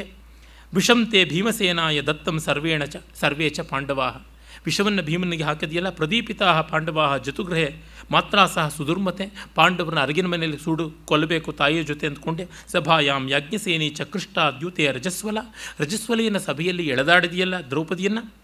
ಅನಕ್ಷಜ್ಞಂ ಚ ಧರ್ಮಜ್ಞಂ ಸೌಬಲೇನಾಕ್ಷವೇದಿನ ನಿಕೃತ್ಯ ಯತ್ ಪರಾಜೈಷೀ ತಸ್ಮಾದಸಿ ಹತೋರಣೆ. ಅವಿವೇಕಿಯಾಗಿ ದ್ಯೂತ ಗೊತ್ತಿಲ್ಲದ ಧರ್ಮರಾಜನನ್ನು ಶಕುನಿಯ ಮೂಲಕ ಸೋಲಿಸಿ ತಂತ್ರ ಮಾಡಿದೆಯಲ್ಲ, ಇದೆಲ್ಲ ಕಾರಣಕ್ಕಾಗಿ ಜಯದ್ರಥೆಯನ ಪಾಪೇನ ಯತ್ಕೃಷ್ಣ ಕ್ಲೇಶಿತಾವನ್ನೇ. ನಿನ್ನ ಭಾವ ಜಯದ್ರಥ ಇವಳನ್ನು ಅಪಹರಣ ಮಾಡಬೇಕು ಅಂತ ನೋಡಿದ ದ್ರೌಪದಿಯನ್ನು, ಇಷ್ಟೆಲ್ಲ ಇರುವ ಈ ಪಾಪದಿಂದಲೇ ನೀನು ಸತ್ತದ್ದು ಅಂತ ಹೇಳ್ಬಿಟ್ಟು ಅಂತಾನೆ. ಅದಕ್ಕೆ ನೋಡಿ ಆ ತಕ್ಷಣವೇ ಇವನಿಗೆ ಲಾಜಿಕಲ್ಲಾಗಿ ಉತ್ತರ ಕೊಡೋಕ್ಕಾಗೋಲ್ಲ. ಮಾರ್ಟಿಯರ್ ಆಗಿರ್ತಕ್ಕಂಥ ಮುಖವಾಡ ಹಾಕ್ಬಿಡ್ತಾನೆ. ಒಮ್ಮೆ ಹಾಗೆ ಆದದ್ದು. ಭೈರಪ್ಪನವ್ರನ್ನ ಡಿಬೇಟರು ಹಾಗೆ ಹೀಗೆ ಅಂತೆಲ್ಲ ನಮ್ಮ ಅನಂತಮೂರ್ತಿಗಳು ವಾಚಾಮಗೋಚರವಾಗಿ ನಿಂದಿಸಿಬಿಟ್ರು. ಆಮೇಲೆ ವಿಜಯ ಕರ್ನಾಟಕಕ್ಕೆ 2000ಕ್ಕೂ ಹೆಚ್ಚು ಪತ್ರಗಳು ಒಂದೇ ಬಾರಿಗೆ ಬಂದು ಬಿತ್ತು. ನನಗೆ ವಿಶ್ವೇಶ್ವರ ಭಟ್ರೆ ಹೇಳಿದ್ರು ಅದರೆಲ್ಲ ವಿವರಗಳನ್ನು ಕೂಡ, ಅವರು ಸಂಪಾದಕರಾಗಿದ್ದರು. ಹಾಗಾಗಿ ನನಗೆ ಗೊತ್ತಾಯಿತು. ಆಗ BP ಶುಗರು ಜಾಸ್ತಿ ಆಯಿತು ಅಂತ ಹಾಸ್ಪಿಟಲ್ಗೆ ಹೋಗಿ ಸೇರ್ಕೊಂಡ್ಬಿಟ್ರು. ರಾಜಕಾರಣಿಗಳು ಹಾಗೆ ಮಾಡ್ತಾರೆ. ಇವರು ರಾಜಕಾರಣಿಗಳಿಗೆ ಪರಮಾಚಾರ್ಯರಲ್ವೇ. ಇವರು ಸಾಹಿತ್ಯ ಮತ್ತು ರಾಜಕಾರಣ ಅಂತಲೇ PhD ಮಾಡಿದ್ದು ಇಂಗ್ಲೆಂಡ್ನಲ್ಲಿ. ಅವೆಲ್ಲ ಎಲ್ಲಿ ಹೋಗ್ತಕ್ಕಂಥದ್ದು. ಅಧೀತಂ ವಿಧಿವತ್ ದತ್ತಂ ಬಹುಪ್ರಶಸ್ತ ಸಸಾಗರ ಮೂರ್ಧ್ನಿಸ್ಥಿತಂ ಅಮಿತ್ರಾಣಾಂ ಕೋನು ಸ್ವಂತತರೋಮಯ. ಅಧೀತಂ ವಿಧಿವತ್, ಚೆನ್ನಾಗಿ ವಿಧಿವತ್ತಾಗಿ ವೇದಗಳನ್ನು ಅಭ್ಯಾಸ ಮಾಡಿದೆ ಅಂತ.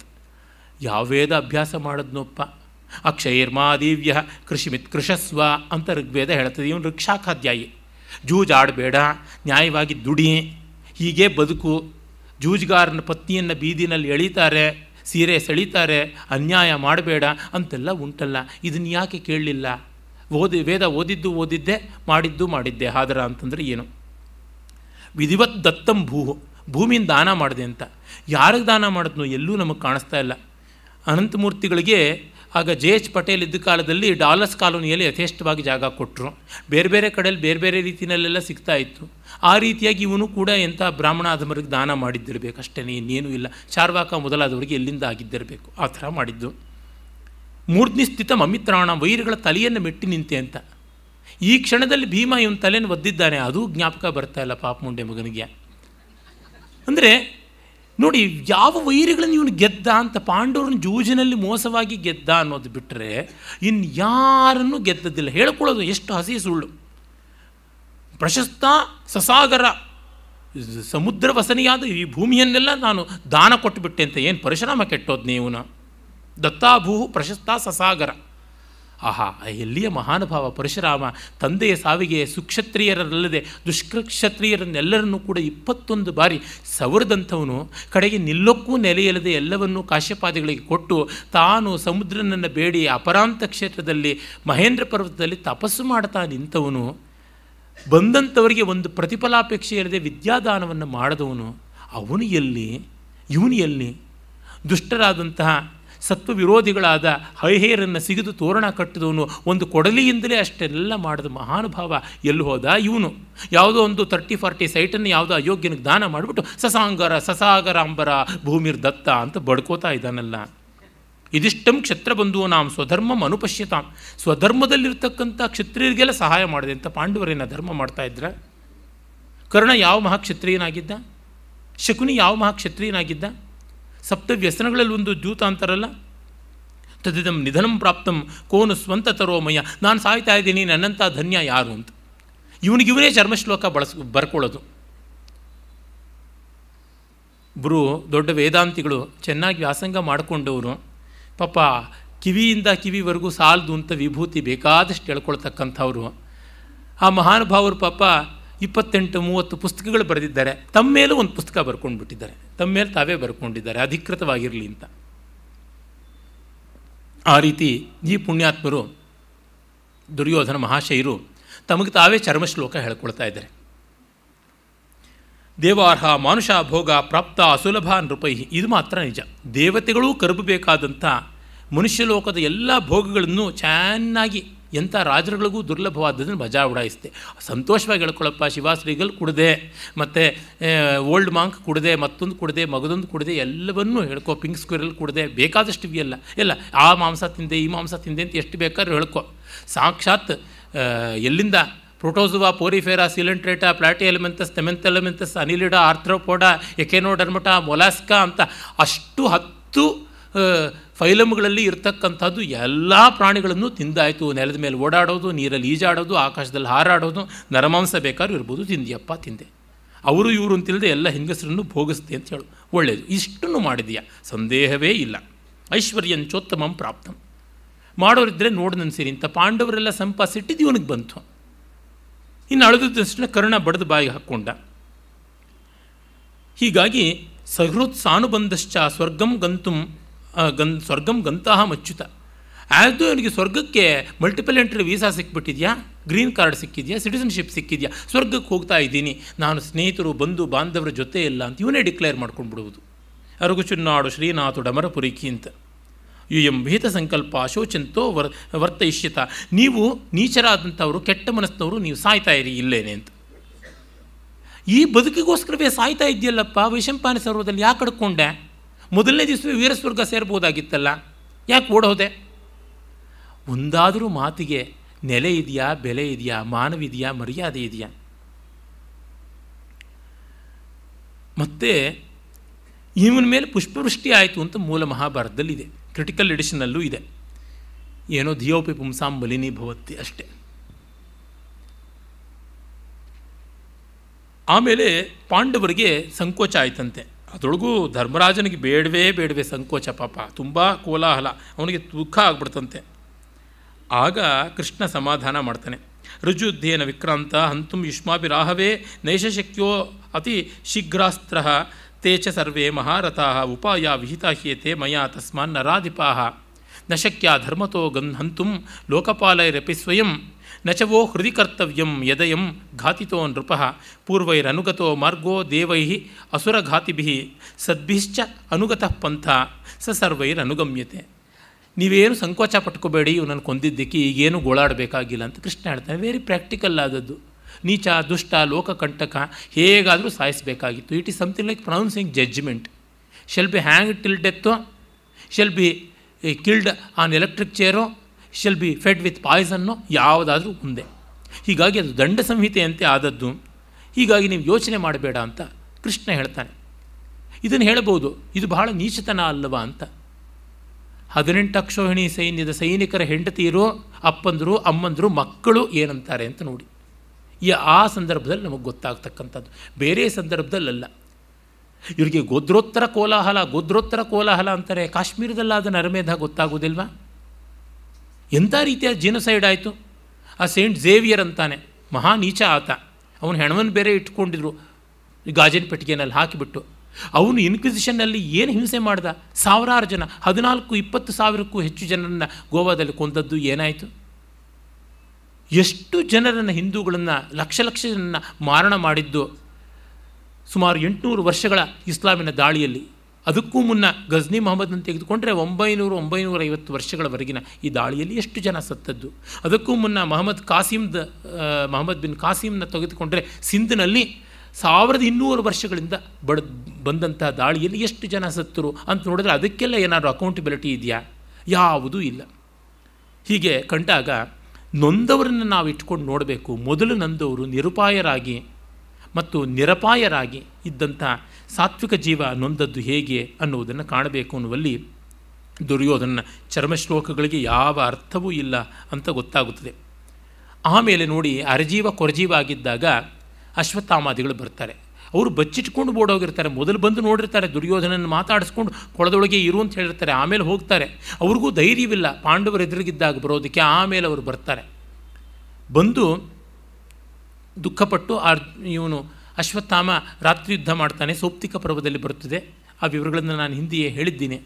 ಒಟ್ಟಿನಲ್ಲಿ ಅದರ ತಾತ್ಪರ್ಯವಿಷ್ಟು: ಸೌಪ್ತಿಕ ಪರ್ವದಲ್ಲಿ ಮಲಗಿದ್ದ ಉಪಪಾಂಡವರನ್ನು ಮತ್ತು ಅಳುಳಿದ ಜನರನ್ನು, ಪಾಂಚಾಲರು, ಸೃಂಜಯರನ್ನು ಪೂರ್ತಿಯಾಗಿ ನಿರ್ನಾಮ ಮಾಡ್ತಾನೆ. ದೃಷ್ಟದ್ಯುಮ್ನ ಇರ್ಬೋದು, ಶಿಖಂಡಿ ಇರ್ಬೋದು, ಚೇಕಿತಾನ, ಯುಧಾಮನ್ಯು ಇವರುಗಳನ್ನೆಲ್ಲರನ್ನೂ ಕೊಂದು ಬರ್ತಾನೆ.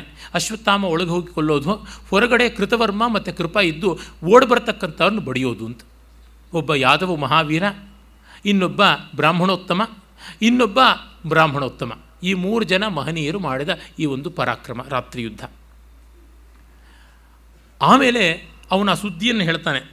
ಆಗ ನೋಡಿ ದುರ್ಯೋಧನಿಗೆ ಏನಾದರೂ ಪಶ್ಚಾತ್ತಾಪ ಬಂದಿತ್ತ ಅಂತ. ದುರ್ಯೋಧನಸ್ತು ತಾಂ ವಾಚಂ ನಿಶಮ್ಯ ಮನಸ್ಸ ಪ್ರಿಯಂ, ಮನಸ್ಸಿಗೆ ತುಂಬ ಪ್ರಿಯವಾದದ್ದನ್ನು ಕೇಳಿ ಪ್ರತಿಲಭ್ಯ ಪುನಶ್ಚೇತಃ, ಮೂರ್ಛೆ ಹೋಗ್ತಾ ಇದ್ದವನು, ಸಾಯೋ ಥರ ಇದ್ದವನು ಮತ್ತೆ ಎದ್ದು ಇದಂ ವಚನ ಬಬ್ರವೀತ್, ನಮೇ ಅಕರೋತ್ ತದ್ಗಾಂಗೇಯ ನ ಕರ್ಣ ನಚತೆ ಪಿತ. ಅಪ್ಪ, ಈ ಕೆಲಸವನ್ನು ಭೀಷ್ಮ, ದ್ರೋಣ, ಕರ್ಣ ಯಾರೂ ಮಾಡಲಿಲ್ಲ. ಯತ್ವಯ ಕೃಪ ಭೋಜಾಭ್ಯಾಂ ಸಹಿತೇನ ಅದ್ಯಮೇ ಕೃತಂ, ಕೃಪಾ ಮತ್ತು ಕೃತವರ್ಮರಿಬ್ಬರು ಸೇರಿ ಮಾಡಿತ್ತು, ಇನ್ಯಾರೂ ಮಾಡಲಿಲ್ಲ.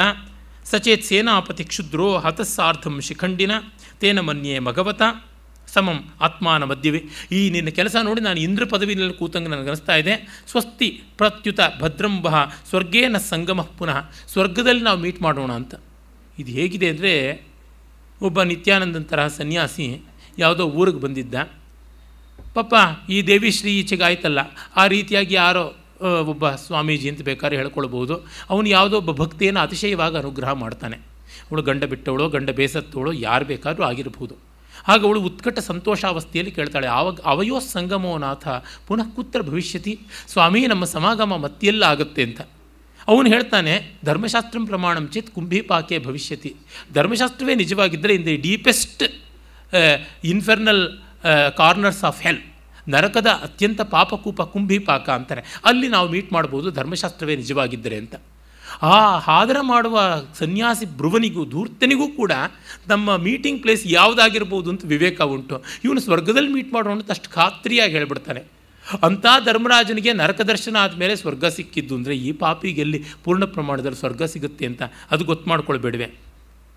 ಇತ್ಯೇವ ಮುಕ್ತ ತೂಷ್ಣಿಂಸ ಕುರುರಾಜೋ ಮಹಾಮನಾಹ ಪ್ರಾಣಾನ್ ಉದಸರ್ಜದ್ವೀರ ಸುಹೃದಾಂ ಶೋಕಮಾದದತ್ ತಥೇತಿತೆ ಪರಿಶ್ವಕ್ತಾ ಪರಿಶ್ವಜ್ಯತ ತಮ್ರಪಂ ಪುನಃ ಪುನಃ ಪ್ರೇಕ್ಷಮಾಣಾ ಸ್ವಕಾನ್ ಆರುರುಹು ಸ್ತ್ರಥಾನ್. ಆಮೇಲೆ ಅವನು ಸ್ತಬ್ಧವಾಗ್ತಾನೆ. ಅಂದರೆ ಸಾಮಾನ್ಯ ಹೇಳ್ತೀವಿ ಕಟ್ಟ ಕಡೆಗೆ ಕನ್ಫೆಷನ್ ಅಂತ, ಸಾಯ್ತಾ ಇರೋವನ ಮಾತು ಬಹಳ ಸತ್ಯ ಅಂತ. ಇವನು ನೋಡಿ ಆ ಸೇನಾಧಿಪತಿಗಳು ಮಾಡಿದ್ರ ಬಗ್ಗೆ ಒಂದಿಷ್ಟು ಕ್ರಿಯೆ ಇಲ್ಲ. ಅವ್ರು ಮಾಡಲಿಲ್ಲ, ನೀನು ಮಾಡಿದ್ದೀಯಾ ಅಂತ ಅನ್ನೋದೇ ಉಂಟು. ಅವ್ರ ಕೈಲಾದಷ್ಟು ಅವ್ರು ಮಾಡಿದ್ರು. ಸ್ನೇಹಿತನಿಗೆ, ತಾತನಿಗೆ, ಗುರುವಿಗೆ, ಬಂಧುವಿಗೆ ಎಲ್ಲರಿಗೂ ದ್ರೋಹ ಮಾಡಿಕೊಂಡೇ ಬಂದ ಕೊನೆಯಲ್ಲಿ. ಈ ಅಶ್ವತ್ಥಾಮನ್ನ ಆಮೇಲೆ ಹೀಗೆ ಕೊಂಡಾಡಿಬಿಟ್ಟು ಹೋಗ್ತಾನೆ. ಈ ಅಶ್ವತ್ಥಾಮನಿಗೂ ಎಷ್ಟು ಬಾರಿ ಮೂದಲೆ ಮಾಡಿದ್ದ. ಕರ್ಣ ಅಶ್ವತ್ಥಾಮ ಇಬ್ಬರು ಜಗಳ ಆಡಿದಾಗ ಮತ್ತೆ ಮತ್ತೆ ಕರ್ಣನ ಪಕ್ಷ ಹಿಡಿದಿದ್ದಾನೆ. ಇದನ್ನೆಲ್ಲ ಕಂಡಾಗ ನಮಗೇನು ಗೊತ್ತಾಗುತ್ತದೆ? ಗೆದ್ದೆತ್ತಿನ ಬಾಲ ಹಿಡಿಯತಕ್ಕಂಥದ್ದು ಅನುಕೂಲಕ್ಕೊಬ್ಬ ಬಣ್ಣ ಅಂತಕ್ಕಂಥದ್ದು, ಇದು ದುರ್ಯೋಧನನ ಬಣ್ಣ ಅಂತ ನಮಗೆ ಗೊತ್ತಾಗುತ್ತದೆ. ಹೀಗೆ ದುರ್ಯೋಧನನ ಅವಸಾನ ಶಾಶ್ವತವಾದ ಒಂದು ಎಚ್ಚರಿಕೆ ಆಯಿತು, ಅದ್ವಿತೀಯವಾದ ಒಂದು ಕಲಾಪ್ರಕಾರವಾಯಿತು. ಪಾಪದ ವಿಜೃಂಭಣೆ ಯಾವ ಬಗೆಯಲ್ಲಿ ಎಚ್ಚರಿಕೆ ಆಗ್ಬೋದು ಅಂತ ಎಚ್ಚರಿಕೆ ಆಯಿತು. ಇನ್ನು ನಾವು ಕರ್ಣನ ಕಡೆಗೆ ತಿರುಗಬಹುದು.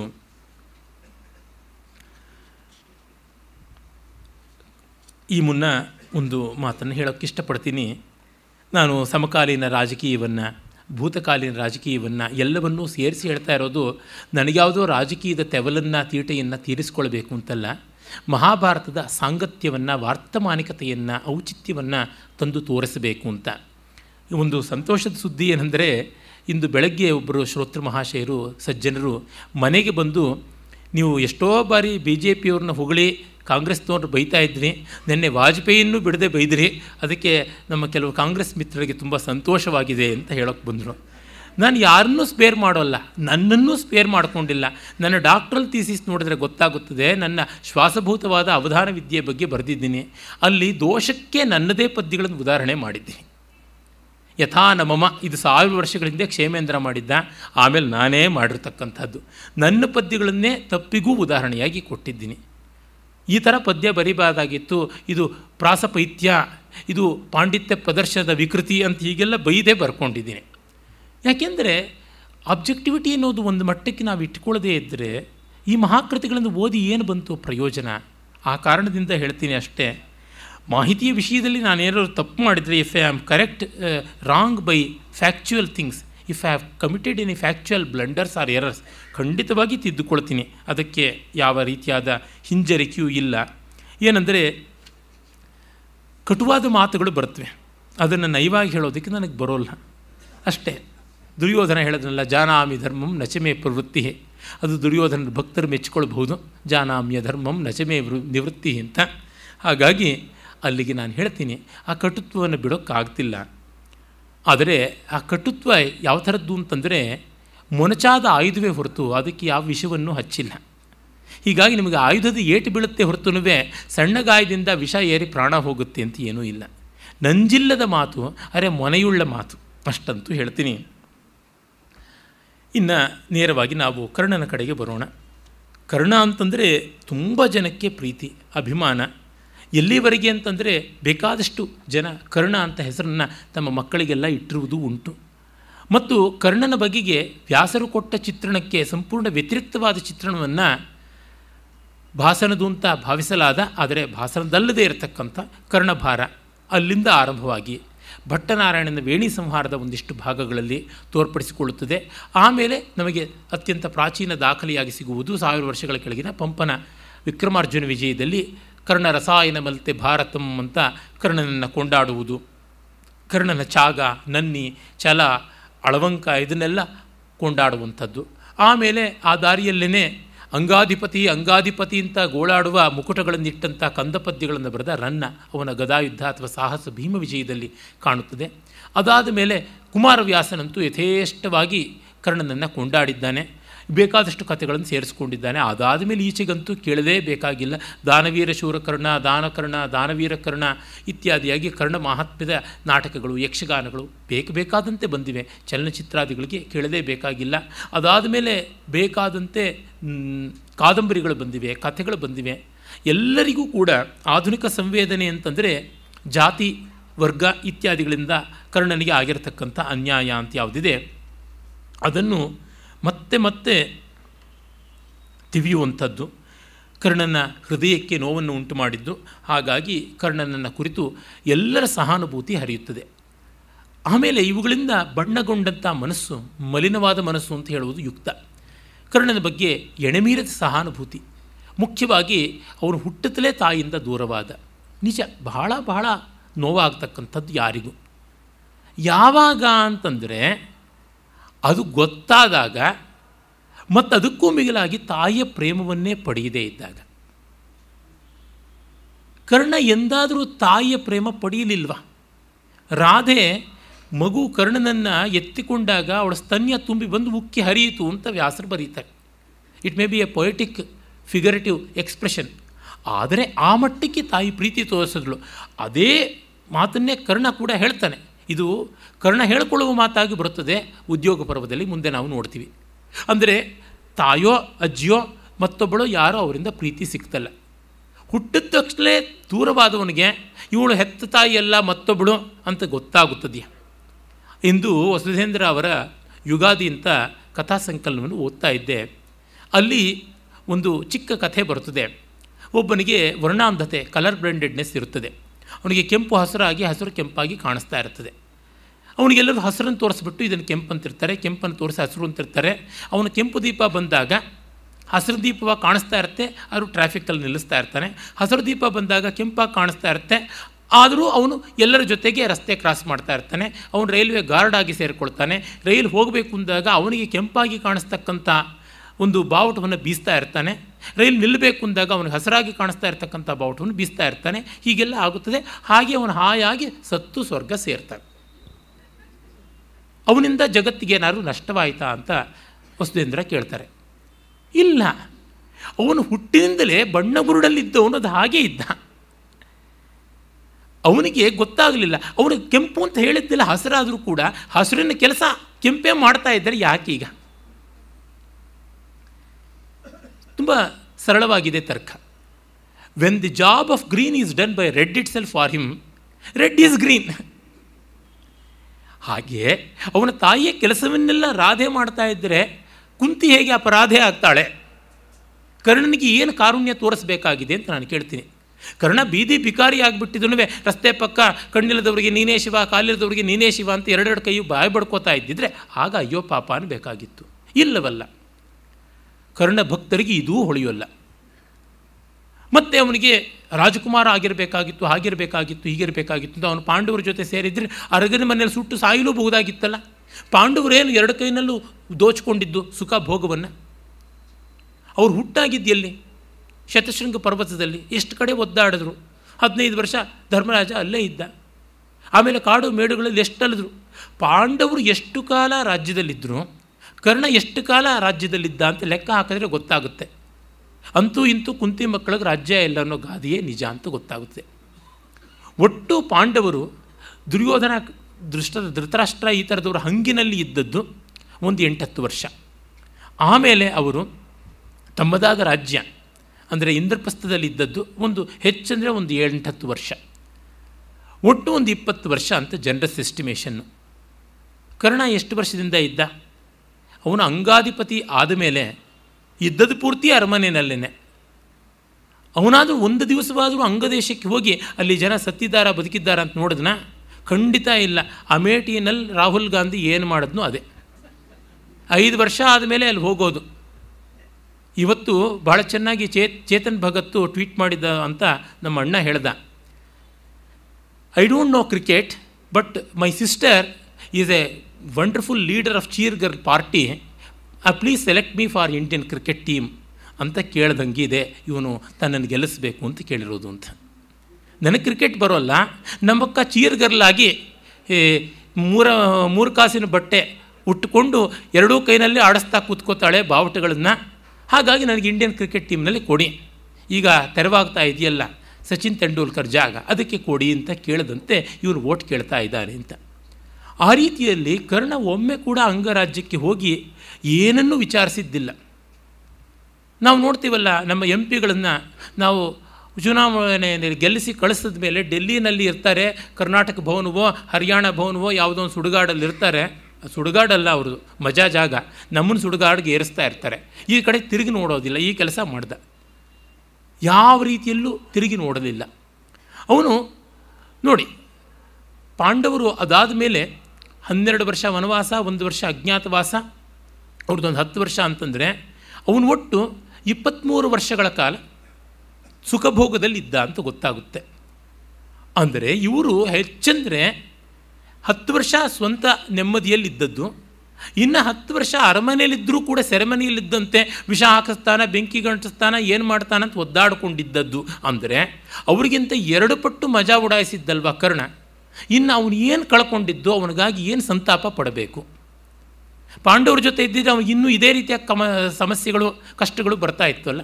ಹಾಗಾಗಿ ಅವನಿಗೇನಾದ್ರು ಇರ್ತಿತ್ತ. ಪಾಂಡವ್ರ ಜೊತೆ ಇದ್ದಿದ್ರೆ ತಂದೆನೂ ಹೋಗಿರ್ತಾ ಇದ್ರು. ಇವನಿಗೆ ತಂದೆ ತಾಯಿ ಇಬ್ಬರೂ ಇದ್ದರು. ಅದಿರತ್ತ ತಂದೆ ಮತ್ತು ಕೆಂಪು ಹಸಿರು ಕಥೆ ಜ್ಞಾಪಿಸ್ಕೊಳ್ಬೇಕು. ಹೋಗಲಿ, ಪಾಂಡವ್ರಿಗಾದರೆ ಪಾಪ ಶೇರ್ ಮಾಡ್ಕೊಳ್ಬೇಕಾಗಿತ್ತು. ದ್ರೌಪದಿ ಬಿಟ್ಟಿನ ಯಾರೂ ಇಲ್ಲ. ಇವನಿಗೆ ಹಲವರು ಹೆಂಡ್ರಿದ್ರು ಅಂತ ಗೊತ್ತಾಗ್ತದೆ. ಈಗ ಅಲ್ಲಿಯೂ ಸುಖಪಟ್ಟ. ಅಂದರೆ ಅವನು ಏನು ಕಷ್ಟ ಮಾಡಿಕೊಂಡಿದ್ದು, ಏನು ನಷ್ಟ ಮಾಡಿಕೊಂಡಿದ್ದು ಅಂತ. ಇನ್ನು ಅವನನ್ನು ದೊಡ್ಡದಾಗಿ ಆಕ್ಷೇಪ ಮಾಡ್ತಕ್ಕಂಥದ್ದು ಪರಶುರಾಮ ವಿದ್ಯೆಯನ್ನು ಕಲಿಸಲಿಲ್ಲ ಅಂತ. ಪರಶುರಾಮ ಇವನು ಸೂತ ಅಂದಿದ್ದಕ್ಕೆ ಕಲಿಸಿದ್ದಲ್ಲ, ಇವನು ಕ್ಷತ್ರಿಯ ಇರ್ಬೋದು ಅಂತ ಅಂದಿದ್ದಕ್ಕಾಗಿ ಆಕ್ಷೇಪ ಮಾಡಿದ್ದು, ಶಾಪ ಕೊಟ್ಟಿದ್ದು ಅಂತ. ಸರಿಯೇ, ಪರಶುರಾಮ ಶಾಪ ಕೊಟ್ಟಪ್ಪ. ಪಾಂಡವ್ರ ಜೊತೆಗೆ ವೈರ ಇಟ್ಕೊಳ್ದಿದ್ರೆ ಇವನಿಗೆ ಏನು ಸಮಸ್ಯೆ ಆಗ್ತಾ ಇತ್ತು? ಹೇಳ್ಬೋದಾಗಿತ್ತಲ್ಲ, ದುರ್ಯೋಧನ ಹತ್ರ ಎಲ್ಲವನ್ನೂ ಹೇಳ್ಕೊಂಡವನು ನಾನು ಈ ರೀತಿಯಾಗಿ ಗುರುಶಾಪ ಬದ್ಧನಾಗಿದ್ದೀನಿ, ನನ್ನ ಕೈನಲ್ಲಿ ಯೋಗ್ಯತೆ ಇಲ್ಲ ಅಂತ. ಅವನು ನೋಡಿ ಟ್ರೂ ಕಾಪಿ ಎಲ್ಲ ಫಾಲ್ಸ್ ಕಾಪಿ ಮಾಡ್ಕೊಂಡೋಗಿದ್ದ, ಅಟೆಸ್ಟ್ ಮಾಡಿಸ್ಕೊಂಡೋಗಿದ್ದ ಯಾರೋ ತಲೆಮಾಸ್ತಿ ಗೆಸ್ಟೆಡ್ ಆಫೀಸರ್ ಹತ್ರ. ಒರಿಜಿನಲ್ ಮಾರ್ಕ್ಸ್ ಕಾರ್ಡ್ ತೋರಿಸಲೇ ಇಲ್ಲ ದುರ್ಯೋಧನಿಗೆ. ನೆಚ್ಚಿದ್ದೇ ದುರ್ಯೋಧನ. ಅದು ಪಂಚತಂತ್ರದಲ್ಲಿ ಯುಧಿಷ್ಠಿರ ಅಂತ ಒಬ್ಬ ಕುಂಬಾರನ ಕಥೆ ಬರುತ್ತೆ. ಆ ಕುಂಬಾರ ಕುಡಿದ ಮತ್ತಿನಲ್ಲಿ ತೂರಾಡ್ಕೊಂಡಿದ್ದಾಗ ಯಾವುದೋ ಒಂದು ಬೋಕಿ ಮಡಕೆ ಚೂರು ಹಣೆಗೆ ತಾಕಿ ದೊಡ್ಡ ಗಾಯ ಆಗಿಬಿಡ್ತು. ಆಮೇಲೆ ಆ ಊರಿನಲ್ಲಿ ಬರಗಾಲ ಬಂತು ಅಂತ ಬೇರೆ ಊರಿಗೆ ಹೋಗ್ತಾನೆ. ಹೋದಾಗ ಇವನು ಹಣೆ ಮೇಲಿರ್ತಕ್ಕಂಥ ದೊಡ್ಡ ವ್ರಣವನ್ನು ನೋಡಿಬಿಟ್ಟು ಅಲ್ಲಿಯ ರಾಜ ಇವನು ಯಾವನೋ ಮಹಾವೀರ ಇರಬೇಕು ಅಂತ ಅವನು ದೊಡ್ಡ ಸ್ಥಾನ ಕೊಟ್ಬಿಡ್ತಾನೆ ಸೇನೆಯಲ್ಲಿ. ಆಮೇಲೆ ಯುದ್ಧ ಬರುತ್ತದೆ. ನೀನು ಏನಾದರೂ ಸಲಹೆಯನ್ನು ಕೊಡಪ್ಪ ಸೇನಾಧ್ಯಕ್ಷ ಅಂತ ಕೇಳಿದ್ರೆ, ಮಹಾರಾಜರೇ ನಮ್ಮೂರಿಗೆ ಬಂದುಬಿಡಿ, ನಿಮಗೆ ಇನ್ನೊಂದು ಚಕ್ರ ಹಾಕಿಸ್ಕೊಡ್ತೀನಿ, ಇಬ್ಬರು ಮಡಿಕೆ ಮಾಡ್ಕೊಂಡಿರೋಣ ಅಂತಾನೆ. ಈ ಥರ ತಾನು ತನ್ನ ಕ್ರೆಡೆನ್ಷಿಯಲ್ಸನ್ನು ತನ್ನ ಸ್ನೇಹಿತನ ಮುಂದೆನೂ ಬಿಚ್ಚಿಡ್ಲಿಲ್ವಲ್ಲ ಕರ್ಣ, ಅದಕ್ಕೇನನ್ನೋಣ. ಹೋಗಲಿ, ಗೊತ್ತಲ್ವಾ ಇಷ್ಟೆಲ್ಲ ತನಗಿಲ್ಲ ಯೋಗ್ಯತೆ ಅಂತ. ಅದನ್ನು ಭೀಷ್ಮ ಸಾರಿ ಸಾರಿ ಹೇಳ್ತಾ ಇದ್ದಾಗ ಒಪ್ಪಿಕೊಳ್ಬೇಕಲ್ವ, ಅದು ಒಪ್ಪಿಕೊಳ್ಳಿಲ್ಲ. ಅದೆಲ್ಲ ಸರಿ, ಪಾಂಡವರ ಕಡೆಯಿಂದ ಕೃಷ್ಣ ಕರೆದಾಗ ಹೋಗಿಬಿಡ್ಬೋದಾಗಿತ್ತಲ್ಲ. ಸತ್ಯನಿಷ್ಠೆ ದುರ್ಯೋಧನನಿಗೆ ಇತ್ತು ಬಹಳ. ಅದೊಂದು ನಿಜವಾಗಿ ಶ್ಲಾಘ್ಯವಾದದ್ದು. ಕರ್ಣನ ಬದುಕಿನಲ್ಲಿ ತುಂಬ ದೊಡ್ಡದಾದದ್ದು ಅಂದರೆ ಅದೇ ಪ್ರಸಂಗ, ಕರ್ಣ ಭೇದನ ಕಾಲದಲ್ಲಿ. ಆದರೆ ಅಷ್ಟೊತ್ತಿಗಾಗಲೇ ಅವನಿಗೆ ತಾನು ಕುಂತಿ ಸುತ ಅನ್ನೋದು ಗೊತ್ತಾಗಿತ್ತು. It was not A shock and it was not A new thing. ಇದನ್ನು ನಾವು ನೋಡಬೇಕಾಗುತ್ತದೆ. ಹೀಗಾಗಿ ಅವನು ಕಳ್ಕೊಂಡದ್ದೇನೂ ದೊಡ್ಡದಲ್ಲ. ಅವನು ಪಡ್ಕೊಳ್ಬೇಕಾದ್ರೆ ಅವಕಾಶ ಇತ್ತು. ಮೊದಲೇ ಕುಂತಿ ಇಟ್ಕೊಂಡಿದ್ರೆ ಕುಂತಿ ಪುತ್ರ ಆಗ್ತಾ ಇದ್ದಂದ್ರೆ ಈಗಲೂ ಇಟ್ಕೊಳ್ಬೋದಾಗಿತ್ತಲ್ಲ, ದುರ್ಯೋಧನ ಹತ್ರ ಹೇಳ್ಬೋದಾಗಿತ್ತಲ್ಲ. ಅಂದರೆ ಆ ರೇ ರಾಜ್ಯಗಳಲ್ಲಿ ಅವರು ಆಕ್ಷೇಪ ಮಾಡೋದಿದ್ದರೆ ಈ ರೇ ರಾಜ್ಯಗಳಲ್ಲಿ ನಾವು ಕೂಡ ವಾದ ಮಾಡಬಹುದು. ಹೀಗಾಗಿ ಕರ್ಣನಿಗೆ ಸಲ್ಲುವುದಕ್ಕಿಂತ ಹೆಚ್ಚಾಗಿ ಸಲ್ಲಿಸೋದು, ಅದಕ್ಕಿಂತ ಹೆಚ್ಚಾಗಿ ಸಲ್ಲಬೇಕಾದವರಿಂದ ಕಿತ್ತುಕೊಳ್ತಾ ಇರೋದು. ನನಗೆ ಇನ್ನೊಬ್ಬರಿಗೆ ಊಟ ಹಾಕಿದ್ದಕ್ಕೆ ಬೇಸರ ಇಲ್ಲ, ಮತ್ತೊಬ್ಬರನ್ನು ಉಪವಾಸ ಕೆಡವುವುದಕ್ಕಾಗಿ ಬೇಸರ ಉಂಟು. ಕರ್ಣನನ್ನು ಕೊಂಡಾಡುವ ಭರದಲ್ಲಿ ಅವರು ಕುಂತಿಗೆ ತೇಜೋವಧೆ ಮಾಡಿದ್ದಾರೆ, ದ್ರೌಪದಿಗೆ ತೇಜೋವಧೆ ಮಾಡಿದ್ದಾರೆ, ಅರ್ಜುನನಿಗೆ ತೇಜೋವಧೆ ಮಾಡಿದ್ದಾರೆ, ಕೃಷ್ಣನಿಗೂ ತೇಜೋವಧೆ ಮಾಡಿದ್ದಾರೆ. ಇದು ತಪ್ಪು ಅಂತ ಈ ರೀತಿಯಿಂದ ಕಂಡಾಗ ಕರ್ಣನ ಬೇರೆಯ ಮುಖಗಳನ್ನು ನಾವು ನೋಡುವುದು ಅನುಕೂಲವಾಗುತ್ತದೆ.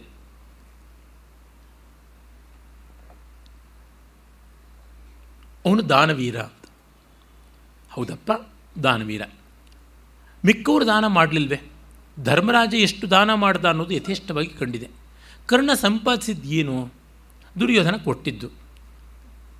ಪಾಂಡವರು ಮಿಕ್ಕ 4 ಸಂಪಾದಿಸಿದ್ದನ್ನು ಧರ್ಮರಾಜ ದಾನ ಮಾಡ್ದ. ಧರ್ಮರಾಜ ತುಂಬ ದೊಡ್ಡ ದಾನಿ ಅಂತ ಪ್ರಸಿದ್ಧನಾದ. ಇವನೇನು ಬಲಿಚಕ್ರವರ್ತಿಗಿಂತ ದೊಡ್ಡ ದಾನಿಯ? ತನ್ನ ತಲೆಯನ್ನೇ ಒಡ್ಡದನಲ್ಲ ವಾಮನನ ಪಾದಕ್ಕೆ. ಅಷ್ಟು ಅವನು ಸ್ವಂತ ಸ್ವಾರ್ಜಿತವಾದದ್ದು ಮಾಡ್ದ. ಇವನು ಹಾಗಲ್ಲವಲ್ಲ. ಹೋಗಲಿ, ಕೊಟ್ಟ. ಅದಕ್ಕೆ ದೊಡ್ಡ ನಿದರ್ಶನ ಸಿಗತಕ್ಕಂಥದ್ದು ಯಾವುದು? ಕವಚದಲ್ಲಿ. ಆಗ ನೇರವಾಗಿ ಬಾರ್ಗೇನ್ ಮಾಡ್ತಾನೆ, ಅದು ನಮಗೆ ಗೊತ್ತಿದೆ. ಅವೆಲ್ಲಕ್ಕೂ ಟ್ರೇಡ್ಸ್ ಕೊಡೋಣ, ಒಳ್ಳೆಯದು, ದಾನವೂ ಮಾಡ್ದ ಅಂತ. ಆದರೆ ಅವನಿಗಿಂತ ಚೆನ್ನಾಗಿ ದಾನಶೀಲರಾದವರು ಹಲವರು ಇದ್ದರು ಅನ್ನೋದು ನಮಗೆ ಗೊತ್ತಾಗುತ್ತದೆ. ಅರ್ಜುನ ಯಾಚನೆ ಮಾಡೋಕ್ಕೆ ಬಂದವ್ರಿಗೆ ಯಾರಿಗೂ ಇಲ್ಲ ಅಂತೆ ಕೊಟ್ಟ ಅನ್ನೋದಕ್ಕೆ ದೊಡ್ಡ ನಿದರ್ಶನವಾಗಿ ಖಾಂಡವ ದಹನ ಕಾಲದಲ್ಲಿ ಅಗ್ನಿ ತನಗೆ ಬೇಕು ಅಮಿತ ಭೋಜನ ಅಂತಂದರೆ ಇಂದ್ರನ ಜೊತೆಗೆ ಸಡ್ಡು ಹೊಡೆದು ನಿಂತು ಖಾಂಡವ ದಹನಕ್ಕೆ ಅನುಕೂಲ ಮಾಡಿಕೊಟ್ಟ ಅಂತಂದರೆ ಅದು ದಾನಶೀಲತೆ ಅಲ್ವೋ? ಅಧಿಕಾರ, ಸ್ಥಾನ, ಮಾನ ಯಾವುದು ಬೇಡ ಅಂತ ಎಲ್ಲವನ್ನು ಬಿಟ್ಟು ಕೂತ್ಕೊಂಡಂಥ ಕೃಷ್ಣ ದೊಡ್ಡವನಲ್ವೋ? ಯಾರಿಗೆ ವಿರಕ್ತಿ ಉಂಟು, ಕಿಂ ನಾಮ ಮಹಾರತ್ನಂ ಇದೇತದ ಅಪರಿಗ್ರಹೋ ನಾಮ ಅಂತ ಯೋಗಶಾಸ್ತ್ರದಲ್ಲಿ ಬರುತ್ತದೆ. ಅಪರಿಗ್ರಹ ವ್ರತ ಎಂಥ ರೀತಿಯಲ್ಲಿ ಕೃಷ್ಣ ಇಟ್ಟುಕೊಂಡಿದ್ದ. ಭೀಷ್ಮರಿಗಿಂತ ತ್ಯಾಗಶೀಲಿಗಳು ಬೇಕೆ? ಅವನು ಎಲ್ಲವನ್ನು ಬಿಟ್ಟನಲ್ಲ. ಹೀಗಿರುವಾಗ ದಾನವೀರ ದಾನವೀರ ದಾನವೀರ ಅಂತ ಮತ್ತೆ ಮತ್ತೆ ಅದೊಂದು ರೀತಿಯಾಗಿ ಬ್ರ್ಯಾಂಡ್ ಮಾಡ್ದಂಗೆ. ಅದು ಹೇಗಿದೆ ಅಂತಂದರೆ, ನೆಹರು ದಾನ ಮಾಡ್ದ, ಇಂದಿರಾ ಗಾಂಧಿ ದಾನ ಮಾಡಿದ್ರು, ಮೋತಿಲಾಲ್ ದಾನ ಮಾಡಿದ್ರು, ಆನಂದ ಭವನವನ್ನು ದಾನ ಮಾಡಿಬಿಟ್ರು ಪ್ರಯಾಗದಲ್ಲಿ. ಅದಕ್ಕೆ ಇಲಹಾಬಾದ್ ಅಂತ ಹೆಸರು ಹೇಳ್ತಾರೆ, ನಾನು ಅದು ಹೇಳೋಕ್ಕೆ ಇಷ್ಟಪಡೋಲ್ಲ. ತೀರ್ಥರಾಜ್ಯದಲ್ಲಿ it is an investment to rule India for 7 decades.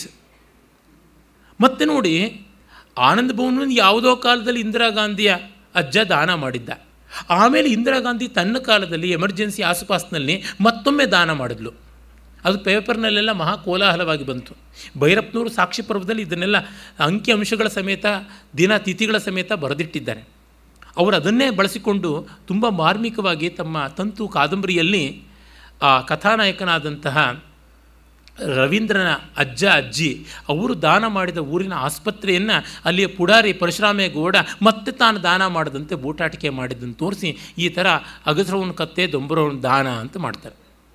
ಈ ಥರದ ದಾನಗಳು ಕರ್ಣನದು ಯಾವ ಮಾತ್ರ ದೊಡ್ಡದು? ತುಷ್ಯತು ದುರ್ಜನ ನ್ಯಾಯೇನ ಇವನ್ನೆಲ್ಲವನ್ನೂ ಇಟ್ಟುಕೊಳ್ಳೋಣ. ಇಟ್ಕೊಂಡ ಮೇಲೆ ನಮಗೆ ಎಷ್ಟು ನಿಲ್ಲುತ್ತದೆ ಕರ್ಣನದು? ಯಾವ ಮಟ್ಟದ ಸೇಡು ಇವನದಾಗಿತ್ತು, ಯಾವ ಮಟ್ಟದ ಗುಣಗ್ರಹಣ ರಾಹಿತ್ಯ ಇವನದಾಗಿತ್ತು, ಅದನ್ನೆಲ್ಲ ನೋಡೋಣ. ಕರ್ಣನನ್ನು ಆ ದೃಷ್ಟಿಯಿಂದ ನಿರಾಗ್ರಹವಾಗಿ ಪರಿಶೀಲನೆ ಮಾಡಬೇಕು. ನಿಜ, ತುಂಬ ಜನಕ್ಕೆ ಕರ್ಣ ಸಿಂಡ್ರೋಮ್ ಉಂಟು. ತಮ್ಮನ್ನು ತಾವು ಕರ್ಣನ ಸ್ಥಿತಿಯಲ್ಲಿ ಇಟ್ಕೊಂಡು ಬಿಡ್ತಾರೆ. ಏನದು? ಹುಟ್ಟಿದ ತಕ್ಷಣ ತಂದೆ ತಾಯಿಯಿಂದ ದೂರ ಆದ್ವಿ, ದುಃಖಪಟ್ವಿ, ಜಾತಿಹೀನರಾದ್ವಿ ಅಂತ. ಹೌದಪ್ಪ, ವಿದುರ ಎಷ್ಟು ಜಾತಿಹೀನತೆಯಿಂದ ಮೂದಲಿಸಿಕೊಂಡ. ಶೂದ್ರಾನ್ವನ್ನು ನೀನು ತಿಂದಿಯಲ್ಲ ಅಂತ ಬೈತಾನಲ್ಲ, ಕೃಷ್ಣನನ್ನೇ ಬೈತಾನಲ್ಲ. ಒಂದು ದಿವಸವಾದರೂ ವಿದುರನಿಗೆ ಅಯ್ಯ ನೀನು ಚೆನ್ನಾಗಿದೆಯಾ, ನೀನು ದೊಡ್ಡವನಪ್ಪ ಅಂತ ಏನಾದರೂ ಅವನ ಕಾಲಿಗೆ ಬಿದ್ದನ? ಒಮ್ಮೆ ಕೂಡ ಇಲ್ಲ. ಇದು ಹೇಗಿದೆ ಅಂದರೆ ಬ್ಯಾಕ್ವರ್ಡ್ ಕ್ಲಾಸ್ನವರು ಶೆಡ್ಯೂಲ್ಡ್ ಕ್ಲಾಸ್ಟನ್ನು ಮೂದಲಿಸಿ ನೋಡಿದಂತೆ, ಬಲಗೈ ಮಾದಿಗರು ಎಡಗೈ ಮಾದಿಗರನ್ನು ಮೂದಲಿಸಿ ನೋಡಿದಂತೆ. ಆಂಧ್ರ ದೇಶದಲ್ಲಿ ಮಹಾಕೋಲಾಹಲವಾಯ್ತಲ್ಲ, ಮಾಲಾ ಮಾದಿಗ, ನಮ್ಮಲ್ಲಿ ಎಡಗೈ ಬಲಗೈ ಮಾದಿಗರು ಅಂತ ಕರೀತಾರೆ. ಅವರ ಕೋಲಾಹಲದಲ್ಲಿ ಜಗಳ ಆಗಿದ್ದು, ಅವರು ಮೇಲೆ ಅಂತ ಮಾಡಿಕೊಂಡದ್ದು. ಎಲ್ಲಕ್ಕೂ ಬ್ರಾಹ್ಮಣರನ್ನೇ ಸ್ಕೇಪ್ ಗೋಟಾಗಿ ಮಾಡ್ತಾರೆ. ಬ್ರಾಹ್ಮಣರು ಎಂದೋ ಈ ಒಂದು ಕೋಲಾಹಲದಿಂದ ಆಚೆಗೆ ಆಗಿಬಿಟ್ಟಿದ್ದಾರೆ. ಬಡವ ನೀನು ಮಡಗದಂಗಿರುವಂಥ ಹಲ್ಲುಕಿತ್ತ ಹಾವನಂಗಾಗಿ ಕೂತಿದ್ದಾರೆ. ವೀರಶೈವರು ಮತ್ತು ಒಕ್ಕಲಿಗರೇ ಕೋಲಾಹಲವಾಗಿದ್ದು ಈ ದಲಿತರನ್ನೆಲ್ಲನೂ ತುಳಿತಾ ಇದ್ದಾರಲ್ಲ, ಕುರುಬರು ಈಗ ಬಂದಿದ್ದಾರಲ್ಲ ಆ ಡೊಮೈನ್ಗೆ. ಪರಮೇಶ್ವರ ಸೋಲೋದಕ್ಕೆ ಸಿದ್ದರಾಮಯ್ಯ ಎಷ್ಟು ತಂತ್ರ ಮಾಡ್ದ ಅನ್ನೋದು ಎಳೆ ಮಗು ಕೂಡ ಬಲ್ಲದು ಕರ್ನಾಟಕದಲ್ಲಿ. ಇವತ್ತು ಸಿದ್ದರಾಮಯ್ಯನ ಕ್ಷೇತ್ರದಲ್ಲಿ ಸಿದ್ದರಾಮಯ್ಯನ ಕ್ಯಾಂಡಿಡೇಟ್ ಆದಂಥ ವಿಶ್ವನಾಥ್ ಸೋತ್ರೆ ಸಾಕು, ಹಾಲು ತುಪ್ಪ ಕುಡಿತಾರೆ ಪರಮೇಶ್ವರ. ಹೀಗೆ ನೋಡಿದಾಗ ದಲಿತರನ್ನು ಕಾಪಾಡೋದಕ್ಕಿಂತಿರ್ತಕ್ಕಂಥ ಕಾಂಗ್ರೆಸ್ಸು ತಾನಾಗಿ ಒಬ್ಬ ದಲಿತನನ್ನು ಮುಖ್ಯಮಂತ್ರಿಯಾಗಿ ಮಾಡಿದ್ಯಾ? ಖರ್ಗೇನ ಮಾಡ್ತಾ, ಪರಮೇಶ್ವರನ ಮಾಡ್ತಾ, ಹಿಂದೆ ರಾಚಯ್ಯನವ್ರನ್ನ ಮಾಡ್ತಾ, ಯಾರನ್ನೂ ಮಾಡಿಲ್ಲ. ಅಂದರೆ ಇವನು ತಾನು ಹೈರಾರ್ಕಿಯಿಂದ ಸೂತ ಅಂತಾದರೆ ಅದಕ್ಕಿಂತ ಕೆಳಗಿರ್ತಕ್ಕಂಥ ಶೂದ್ರ ಪಾರ್ಶವ ಆದಂಥ ವಿದುರನಿಗೆ ಏನಾದರೂ ಕವಡೆ ಕಾಸಿನಷ್ಟು ಗೌರವ ಕೊಟ್ಟನ. ಹೋಗಲಿ, ತನ್ನ ಜಾತಿ ಬಾಂಧವ ಆದಂಥ ಸಂಜಯನ ಮಾತು ಏನಾದರೂ ಕೇಳಿದ್ನ? ಇಲ್ಲ. ಅಲ್ಲಿಗೆ ಮುಗಿಯಿತು. ಅಹಿಂದ ತಾನೇ ಇವನು, ಅಲ್ಪಸಂಖ್ಯಾತ, ಹಿಂದುಳಿದ ವರ್ಗ ಮತ್ತು ದಲಿತ ಅಂತ ಅದರೊಳಗೆ ಮಹಿಳೆಯರನ್ನು ಸೇರಿಸ್ಕೋತಾರೆ ತಾನೆ. ಮಹಿಳೆಯಲ್ಲಿ ಅಗ್ರಗಣ್ಯಳಾದಂಥ ನಮ್ಮ ದ್ರೌಪದಿಯ ವಿಷಯದಲ್ಲಿ ಇವನು ಹೇಗೆ ನಡ್ಕೊಂಡ? ಈ ಥರದನ್ನು ನೋಡಿದ ಮೇಲೆ ಇವನು ಏನು ದೀನ ದಲಿತರಿಗೆ ಉದ್ಧಾರ ಮಾಡಿದ್ದು, ಏನು ಕಿಸ್ದಿದ್ದು? ಏನೂ ಇಲ್ಲವಲ್ಲ. ಕೃಷ್ಣನ ಮತ್ತೆ ಮತ್ತೆ ಕಂಸದಾಸ ಸುತ್ತ ಅಂತ ಮೂದಲಿಸ್ತಾ ಇದ್ದ ದುರ್ಯೋಧನಿಗೆ ಸೊಪ್ಪು ಹಾಕ್ಕೊಂಡಿದ್ದನಲ್ಲ. ಹೀಗಾಗಿ ಇವನು ಯಾವ ಜೀವಕಾರುಣ್ಯನ ಉಳಿದವನು? ತುಂಬ ಜನಕ್ಕೆ ಅದೆಲ್ಲ ಒಂದು ಉಂಟು, ಈ ಸಿಂಡ್ರೋಮ್ ಇಲ್ಲ. ನಾವು ಕೊಂಡಾಡಬೇಕು ವಿದುರನ್ನು ಕೊಂಡಾಡೋಣ, ಅಥವಾ ಕೊಂಡಾಡಬೇಕು ಏಕಲವ್ಯನ ಕೊಂಡಾಡೋಣ. ಅದು ಬಿಟ್ಟು ಕರ್ಣನ ಕೊಂಡಾಡೋದ್ರೊಳಗೆ ಯಾವ ಮೌಲ್ಯವೂ ಇಲ್ಲ ಅಂತ ಅನ್ನೋದನ್ನು ನಮಗೆ ಗೋಚರ ಮಾಡಿಕೊಳ್ಬೇಕಾಗುತ್ತದೆ. ಇನ್ನು ಕೆಲವು ಕಥೆಗಳುಂಟು. ದುರ್ಯೋಧನನ ಹೆಂಡತಿ ಭಾನುಮತಿಯ ಸ್ವಯಂವರದಲ್ಲಿ ಕರ್ಣ ತುಂಬ ದೊಡ್ಡ ಪಾತ್ರ ವಹಿಸಿದ ಅಂತ. ವಸ್ತುತಃ ಮೂಲ ಮಹಾಭಾರತದಲ್ಲಿ ಭಾನುಮತಿಯೂ ಇಲ್ಲ, ಚಂದ್ರಮತಿಯೂ ಇಲ್ಲ, ಯಾರೂ ಬರೋದಿಲ್ಲ. ಹರಿಶ್ಚಂದ್ರ ಹೆಂಡತಿ ಚಂದ್ರಮತಿ ಶೈಪ್ಯ ಕಥಾನಕ ಬೇರೆ ಕಡೆ ಬರುತ್ತದೆ. ನಾನು ಪ್ರಾಸಕ್ಕಾಗಿ ಭಾನುಮತಿ ಚಂದ್ರಮತಿ ಅಂತ ಹೇಳಿದ್ದಷ್ಟೇ. ದುರ್ಯೋಧನನ ಹೆಂಡತಿ ಭಾನುಮತಿಯನ್ನು ಉಲ್ಲೇಖ ಮೊದಲಿಗೆ ಬರುವುದು 8ನೇ ಶತಮಾನದ ಕವಿ ನಾಟಕಗಾರನಾದಂತಹ ಭಟ್ಟನಾರಾಯಣನ ವೇಣಿ ಸಂಹಾರದ 2ನೇ ಅಂಕದಲ್ಲಿ. 1ನೇ ಅಂಕದಲ್ಲಿ ಒಂದು ಸೂಚನೆ ಸಿಗುತ್ತದೆ, 2ನೇ ಅಂಕದಲ್ಲಿ ನೇರವಾಗಿ ಅವಳು ಪ್ರವೇಶ ಮಾಡ್ತಾಳೆ. ಅದಾದಮೇಲೆ ಪಂಪ ರನ್ನಾದಿಗಳೆಲ್ಲ ಅಪ್ರಾಪ್ರಿಯೇಟ್ ಮಾಡಿಕೊಂಡಿದ್ದಾರೆ. ಹೆಸರೇನೋ ಬೇಕಲ್ವಾ, ಅದಕ್ಕೋಸ್ಕರ ಇರಲಿ. ದುರ್ಯೋಧನ ಹೆಂಡತಿ ವಿಷಯದಲ್ಲಿ ನಾವೇನು ಮಾತೆತ್ತಲ್ಲ. ಬೇರೆಯವ್ರ ಹೆಂಡತಿಯರ ಬಗ್ಗೆ ಮಾತಾಡೋರು ಕೌರವರು, ನಾವಲ್ಲ.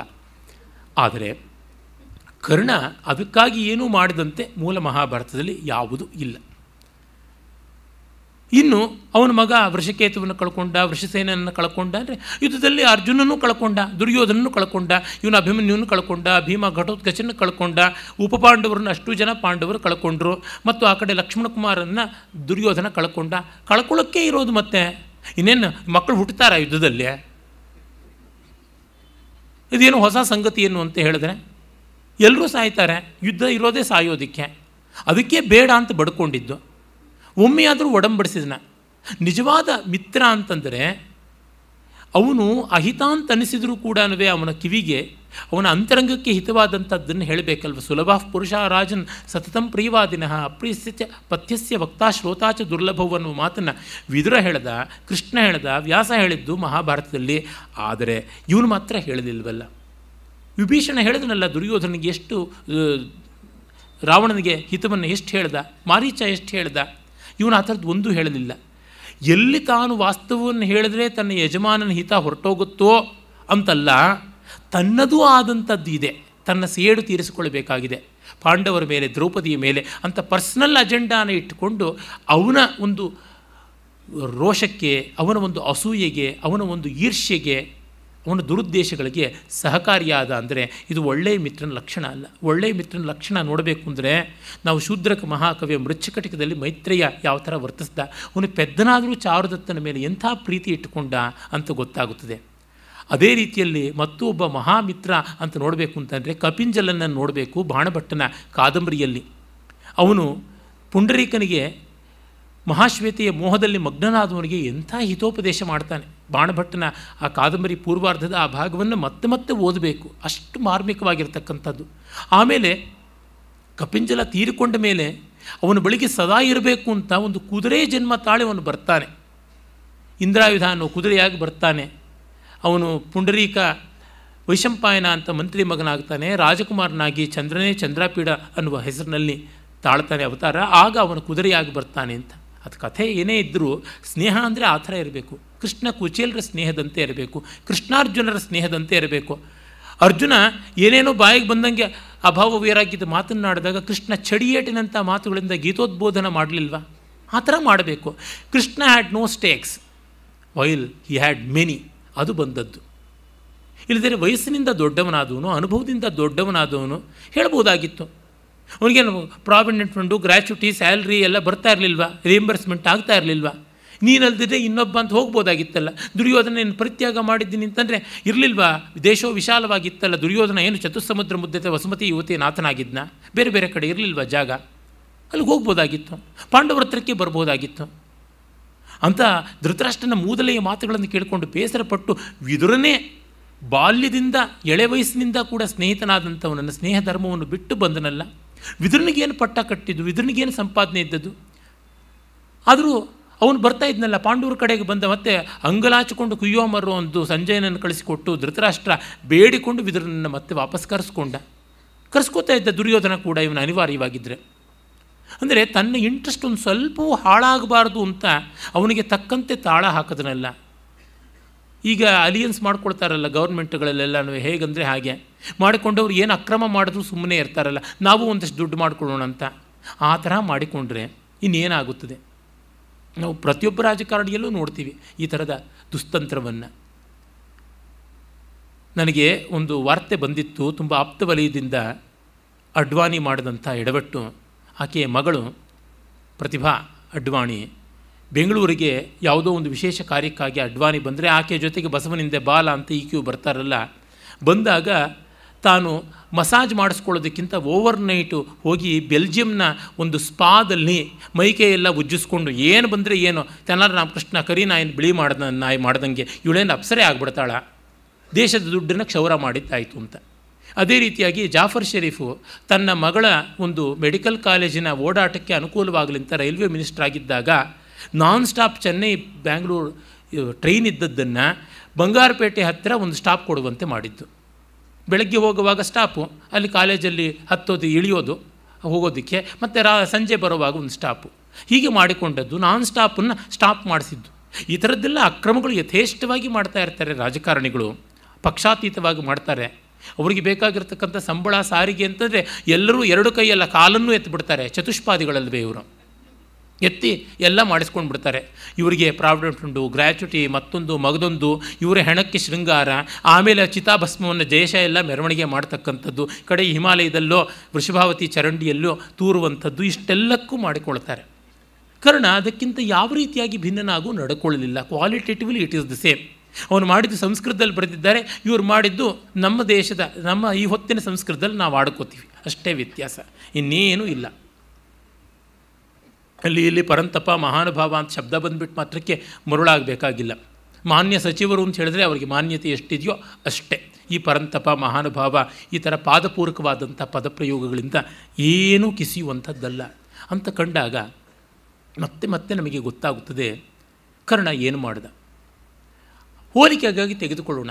ಕೃಷ್ಣ ಅವನು ಹುಟ್ಟಿದ ತಕ್ಷಣ ತಂದೆ ತಾಯಿಗಳಿಂದ ದೂರ ಆದನಲ್ವ. ಮುಂದಿವಸವಾದರೂ ಅವನೇನು ಅಲವತ್ಕೊಂಡನ, ಸಂಕಟಪಟ್ಟನ.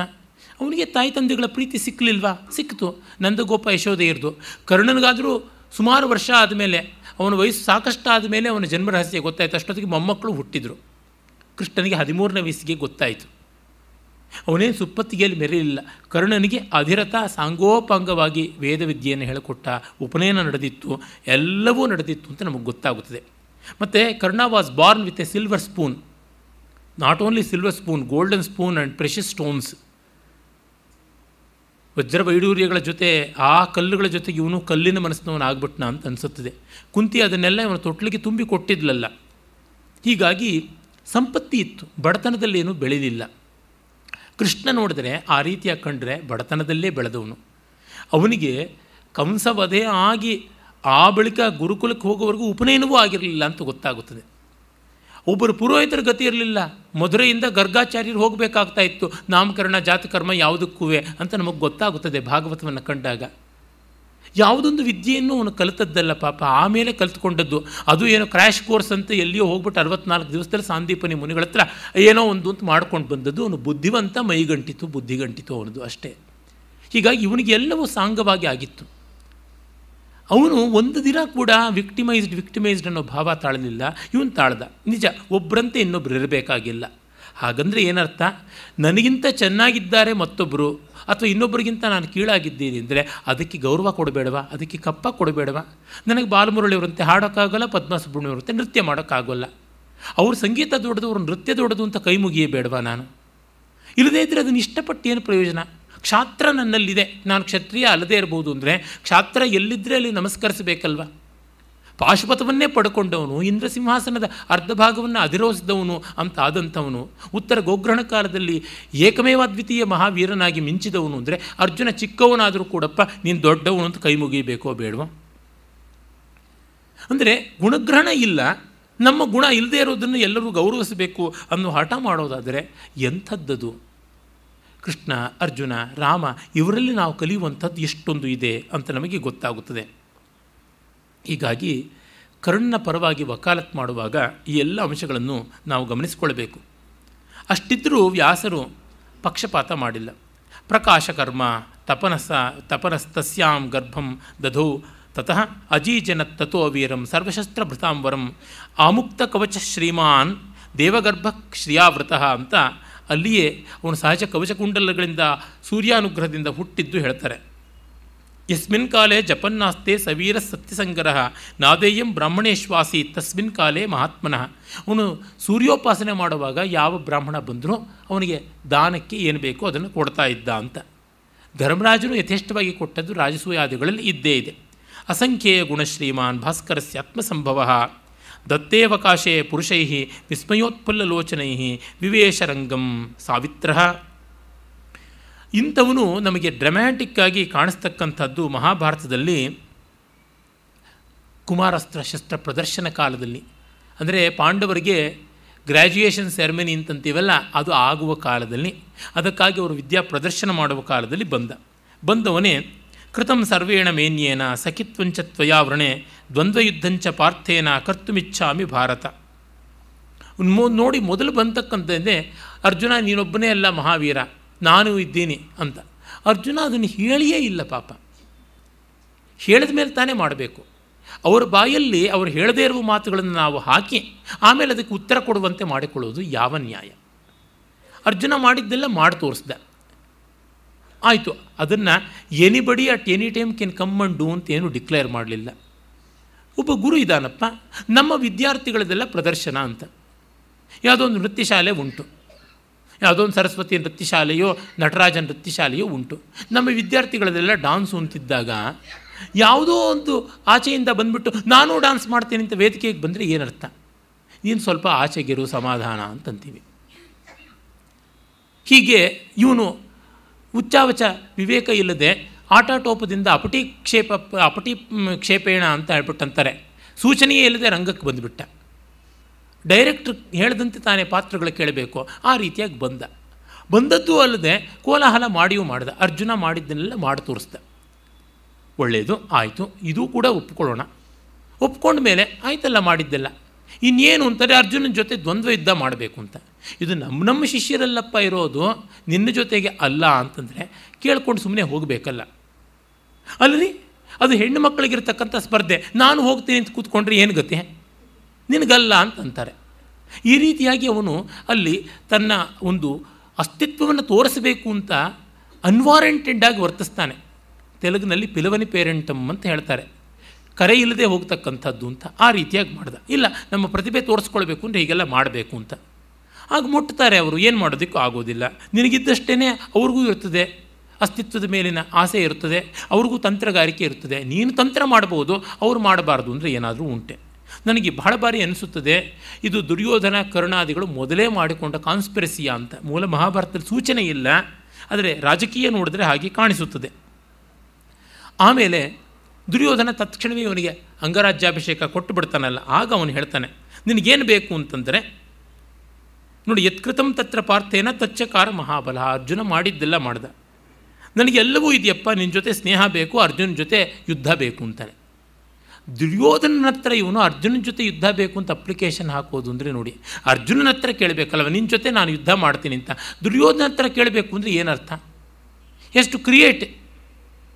ಅವನಿಗೆ ಆಸೆ ಇತ್ತು ಅಂತ ಗೊತ್ತು, ಅದಕ್ಕೋಸ್ಕರ ಕೇಳ್ತಾನೆ ಅಂದರೆ ಮೊದಲೇ ದುರ್ಯೋಧನ ಪಾಂಡವ ವೈರಿ ಅಂತ ತೀರ್ಮಾನ ಮಾಡಿಕೊಂಡು ಅವನ ಹತ್ರ ಹೋಗ್ತಿದ್ದಾನೆ. ನಿಜವಾಗಿ ವಿದ್ಯಾ ಕುತೂಹಲಿಯಾಗಿದ್ದರೆ ಅವನು ಮಾಡಿದ್ದಿಲ್ಲ ನಾನು ಮಾಡಿದ್ದೀನಿ, ನೋಡೋಣ ನಮ್ಮಿಬ್ಬರಿಗೆ ಇನ್ನೇನೇನು ಸಾಮ್ಯ ಇದೆಯೋ, ಅವನಿನ್ನೇನು ಹೆಚ್ಚು ಮಾಡ್ತಾನೆ ಅಂತ ಈ ರೀತಿಯಾದ ಪ್ರಾಮಾಣಿಕವಾದ ವಿದ್ಯಾರಥಿ ಅಲ್ವ. ಆ ವಯಸ್ಸಿನವ್ರಿಗೆ ಬರೋಕ್ಕೆ ಸಾಧ್ಯವಿಲ್ಲ ಅಂದರೆ ಇವನು ಎಕ್ಸ್ಟ್ರಾ ಆಡಿದರೆ ಅಲ್ಲ, ಮಾಮೂಲಿ ಆದ. ಇವನನ್ನು ಮಾಮೂಲಾಗಿರ್ತಕ್ಕಂಥ ಅಳತೆಗೋಲಲ್ಲೇ ಹಿಡಿದು ಬಡಿಯೋಣ ಅಂತ. ಮತ್ತೆ ನೋಡಿ, ಅರ್ಜುನ ಹೇಳ್ತಾನೆ, ನೀನು ಅನ್ಇನ್ವೈಟೆಡ್ ಆಗಿ ಅನಾಹುತನಾಗಿ ಬಂದಿದ್ದೀಯಾ ಅಂದರೆ ರಂಗೋಯಂ ಸರ್ವಸಾಮಾನ್ಯ ಕಿಮತ್ರ ತವ ಫಲ್ಗುಣ ವೀರಶ್ರೇಷ್ಠಾಶ್ಚ ರಾಜಾನಃ ಬಲಂ ಧರ್ಮೋ ಅನುವರ್ತತೆ ಅಂತಂದ. ಇದು ಸರ್ವಸಾಮಾನ್ಯ ಅಂತ. ಎಲ್ಲಿ ಹಾಗೆ ಸರ್ವಸಾಮಾನ್ಯ ಅಂದಿದ್ದಾರೆ? ದ್ರೋಣನ ಶಿಷ್ಯರಿಗೆ ಮಾತ್ರ ಅಂತ. ಹಾಗಲ್ಲದೆ ಪ್ರಜಾನೀಕಕ್ಕೆಲ್ಲವೂ ಅವಕಾಶ ಅಂತ ಹೇಳಿರಲಿಲ್ವಲ್ಲ. ದ್ರೋಣ ಮೊದಲಿಗೆ ಹೋಗಿ ಭೀಷ್ಮನ ಹತ್ರ ಹೇಳಿ, ಇಂಥ ದಿವಸ ಇಂಥ ಮುಹೂರ್ತ ಇಂಥ ವಿದ್ಯಾರ್ಥಿಗಳು ಹಿಂಗೆ ಬರ್ತಿದ್ದಾರೆ ಅಂತ ಎಲ್ಲ ಆ ಐಟಿನರಿ ಅಂತಾರಲ್ಲ ಅದಷ್ಟನ್ನು ಕೊಟ್ಟಿದ್ದಾನೆ. ಇವನು ಇಡೀ ಪ್ರೋಗ್ರಾಮನ್ನೇ ಡಿರೈಲ್ ಮಾಡುವ ಥರ ಬಂದಿದ್ದಾನೆ. ಹಾಗೆ ಮಾಡಿದ್ದು ಅಲ್ಲದೆ ಅದು ಹಾಗಿಲ್ಲ ಅಂತಲೂ ಕೂಡ ಹೇಳ್ತಾನೆ. ಇದೆಲ್ಲ ಲೆಫ್ಟಿಸ್ಟ್ಗಳು ಹೇಗೆ ಮಾಡ್ತಾರೋ ಹಾಗೇನೆ ಅದೇ ರೀತಿಯಾಗಿರ್ತಕ್ಕಂಥದ್ದು. ಹೀಗೆ ಅವನು ಶುರು ಮಾಡಿಕೊಂಡು, ರಾಜಾನರು ಅಂದರೆ ಕ್ಷತ್ರಿಯರು ವೀರ್ಯಶ್ರೇಷ್ಠರು, ಹಾಗಾಗಿ ಯಾವತ್ತು ಧರ್ಮವನ್ನು ಅವರು ಅನುಸರಿಸೋಲ್ಲ, ಅವರ ಬಲವನ್ನು ಧರ್ಮ ಅನುಸರಿಸುತ್ತದೆ ಅಂತ. ಈ 8 ಅಕ್ಷರ ಕರ್ಣನ ಬಾಳಿನ ಗಾಯತ್ರಿ ಆಯಿತು. ಬಲಂ ಧರ್ಮೋನು ವರ್ತತೆ, ಮೈಟ್ ಈಸ್ ರೈಟ್ ಅಂತ ಆಯಿತು, ರೈಟ್ ಈಸ್ ಮೈಟ್ ಆಗಲಿಲ್ಲ. ಹೀಗಾಗಿ ತಾನು ತನ್ನ ಧರ್ಮವನ್ನೆಲ್ಲ ದುರ್ಯೋಧನನ ಬಲಕ್ಕೆ ಒತ್ತೆ ಇಟ್ಟ. ಅದಾದ ಮೇಲೆ ಕೃಪಾಚಾರ್ಯ ಬಂದು ಕೇಳ್ತಾನೆ, ನೋಡಪ್ಪ, ರಾಜಕುಮಾರರ ಜೊತೆ ದ್ವಂದ್ವ ಯುದ್ಧ ಮಾಡಬೇಕು ಅಂದರೆ ನೋಡಿ ಅದು ಇರಲಿಲ್ಲ, ದುರ್ಯೋಧನನ ವಶೀಲಿಯೋ ಏನೋ ಇತ್ತು ಅನಿಸುತ್ತೆ, ಮಾಡಲೇಬೇಕಾಯಿತು. ಅದಕ್ಕೆ ಕೇಳ್ತಾನೆ, ನಿನ್ನ ಬಯೋಡೇಟಾ ಏನು ಹೇಳು ಅಂತ. ಆಗ ಅವನು ಹೇಳ್ತಾನೆ, ಏವ ಮುಕ್ತಸ್ಯ ಕರ್ಣಸ್ಯ ವ್ರೀಡಾವನತ ಮಾನನಂ ಬಭೋ ವರ್ಷಾಂಬುಭಿ ಕ್ಲಿನ್ನಂ ಪದ್ಮಂ ಆಗಲಿತಂ ಯಥಾ. ಮಳೆ ಹನಿಯ ಹೊಡೆತಕ್ಕೆ ದಳ ಬಿದ್ದ ಕಮಲದಂತೆ ಮಂಕಾಗಿ ಬಿಟ್ಟ ಅಂತ. ಹುಟ್ಟನ್ನು ಕೇಳಿದ್ದು ರಾಜಕುಮಾರನ ಜೊತೆ ಸ್ಪರ್ಧಿಸಬೇಕು, ನೀನು ಹಾಗಿಲ್ಲ ಅಂತಂದದ್ದು ಅಂತ. ಇದು ಆ ಕಾಲದ ಕಾನೂನಿಗೆ ಸಂಬಂಧಪಟ್ಟಿದ್ದು, ಆ ಕಾಲದ ಧರ್ಮಶಾಸ್ತ್ರವನ್ನು ಬೈಬೇಕು. ಆ ರೀತಿಯಾದದ್ದು ಬೇಕಾದಷ್ಟಿತ್ತು. ಮತ್ತೆ ಮತ್ತೆ ಕೂಡ ಕೃಷ್ಣನನ್ನು ಸುಕ್ಷತ್ರಿಯ ಅಂತ ಒಪ್ಕೊಳ್ತಲೇ ಇರಲಿಲ್ಲ. ಶಿಶುಪಾಲ ಮೊದಲಾದವರು ಮತ್ತೆ ಮತ್ತೆ ಬೈತಾ ಇದ್ದರು. ಕೃಷ್ಣ ಏನಾದರೂ ಅದಕ್ಕೆ ಬೇಜಾರು ಮಾಡ್ಕೊಂಡ, ಫ್ರಸ್ಟ್ರೇಟ್ ಮಾಡ್ಕೊಂಡ, ಹೋಗ್ಬಿಟ್ಟಿದ್ರು ಮಾನವ ಹಕ್ಕುಗಳು ಅಂತ ಏನಾದರೂ ಹೋರಾಡೋದನ್ನ ಇಲ್ಲ. ನಮ್ಮ ಯೋಗ್ಯತೆ ದೊಡ್ಡದಾದ್ರೆ ಬಂದೇ ಬರ್ತಾರೆ ಅಂತ ಗೊತ್ತು, ಅದಕ್ಕೆ ಯಾಕೆ ಬಿಡಬೇಕು? ಹೀಗಾಗಿ ಇವನು ಅದಕ್ಕೆ ತುಂಬ ನೊಂದುಕೊಂಡ ಅಂದರೆ ನೊಂದುಕೊಂಡದ್ದು ಹೌದಪ್ಪ, ಅಯ್ಯೋ ಪಾಪ ಅನ್ನೋಣ. ಆದರೆ ಅದೆಲ್ಲ ಸರಿ ಅಂತ ಹೇಗೆ ಹೇಳೋಣ? ಅರ್ಜುನಾದಿಗಳು ಎಷ್ಟು ಕಡೆ ಹೀನಾಯಕ್ಕೆ ತುತ್ತಾಗಿಲ್ಲ? ಏಕಚಕ್ರಪುರದಲ್ಲಿ ಭಿಕ್ಷಾಟನೆ ಮಾಡಲಿಲ್ವಾ? ಅದಕ್ಕೇನನ್ನಬೇಕು? ಅದು ಇವನು ತಾನೇ ಕ್ರಿಯೇಟ್ ಮಾಡಿದ್ದು ಅಂತ ಅನ್ನಬೇಕು. ಹೀಗಾಗಿ ಅವನನ್ನು ಮತ್ತೆ ಮತ್ತೆ ಈ ಜಾತಿ ವೈಷಮ್ಯಕ್ಕೆ ತುತ್ತಾದ, ದುಃಖಪಟ್ಟ ಅಂತಂದರೆ ಹೌದು, ಇವನಂತೆ ಇನ್ನೂ ಎಷ್ಟೋ ಜನ ಇದ್ದರು. ವಿದುರಾದಿಗಳೆಲ್ಲನೂ ರಾಜ್ಯವನ್ನೇ ಕಳ್ಕೊಂಡ್ರು. ವಿದುರ ಏನೂ ಇಲ್ಲ, ಅಂಬಿಕೆಗೋ ಅಂಬಾಲಿಕೆಗೋ ಮಗನಾಗಿದ್ದರೆ ಪಾಂಡವೂ ಇಲ್ಲ, ಧೃತರಾಷ್ಟ್ರ ಇಲ್ಲ, ಅವನೇ ಏಕಛತ್ರಾಧಿಪತಿಯಾಗಿ ಇರ್ತಾ ಇದ್ದ. ಅಂಥದ್ದನ್ನು ಕಳ್ಕೊಂಡಲ್ಲ, ಒಂದು ದಿವಸವಾದರೂ ಅವನು ಗೊಣಗಾಡದ್ನ, ಅಂಥವನ ಕಾಲಕ್ಕೆ ಒಮ್ಮೆಯಾದರೂ ಇವನು ಬಿದ್ದನ ಅಂತ ನೋಡಬೇಕು. ಹಾಗಾಗಿ ನಮ್ಮ ಮೌಲ್ಯ ಶ್ರೇಣಿಯನ್ನು ನಿಶ್ರೇಣಿಯನ್ನು ವ್ಯತ್ಯಾಸ ಮಾಡಿಕೊಳ್ಳದೆ ಯುಕ್ತವಾಗಿ ನೋಡಬೇಕು ಅನ್ನೋದ್ರೊಳಗೆ ನಾಳಿನ ದಿವಸದ ಕಾರ್ಯಕ್ರಮಕ್ಕೆ ಹೊರಡೋಣ. ನಮಸ್ಕಾರ.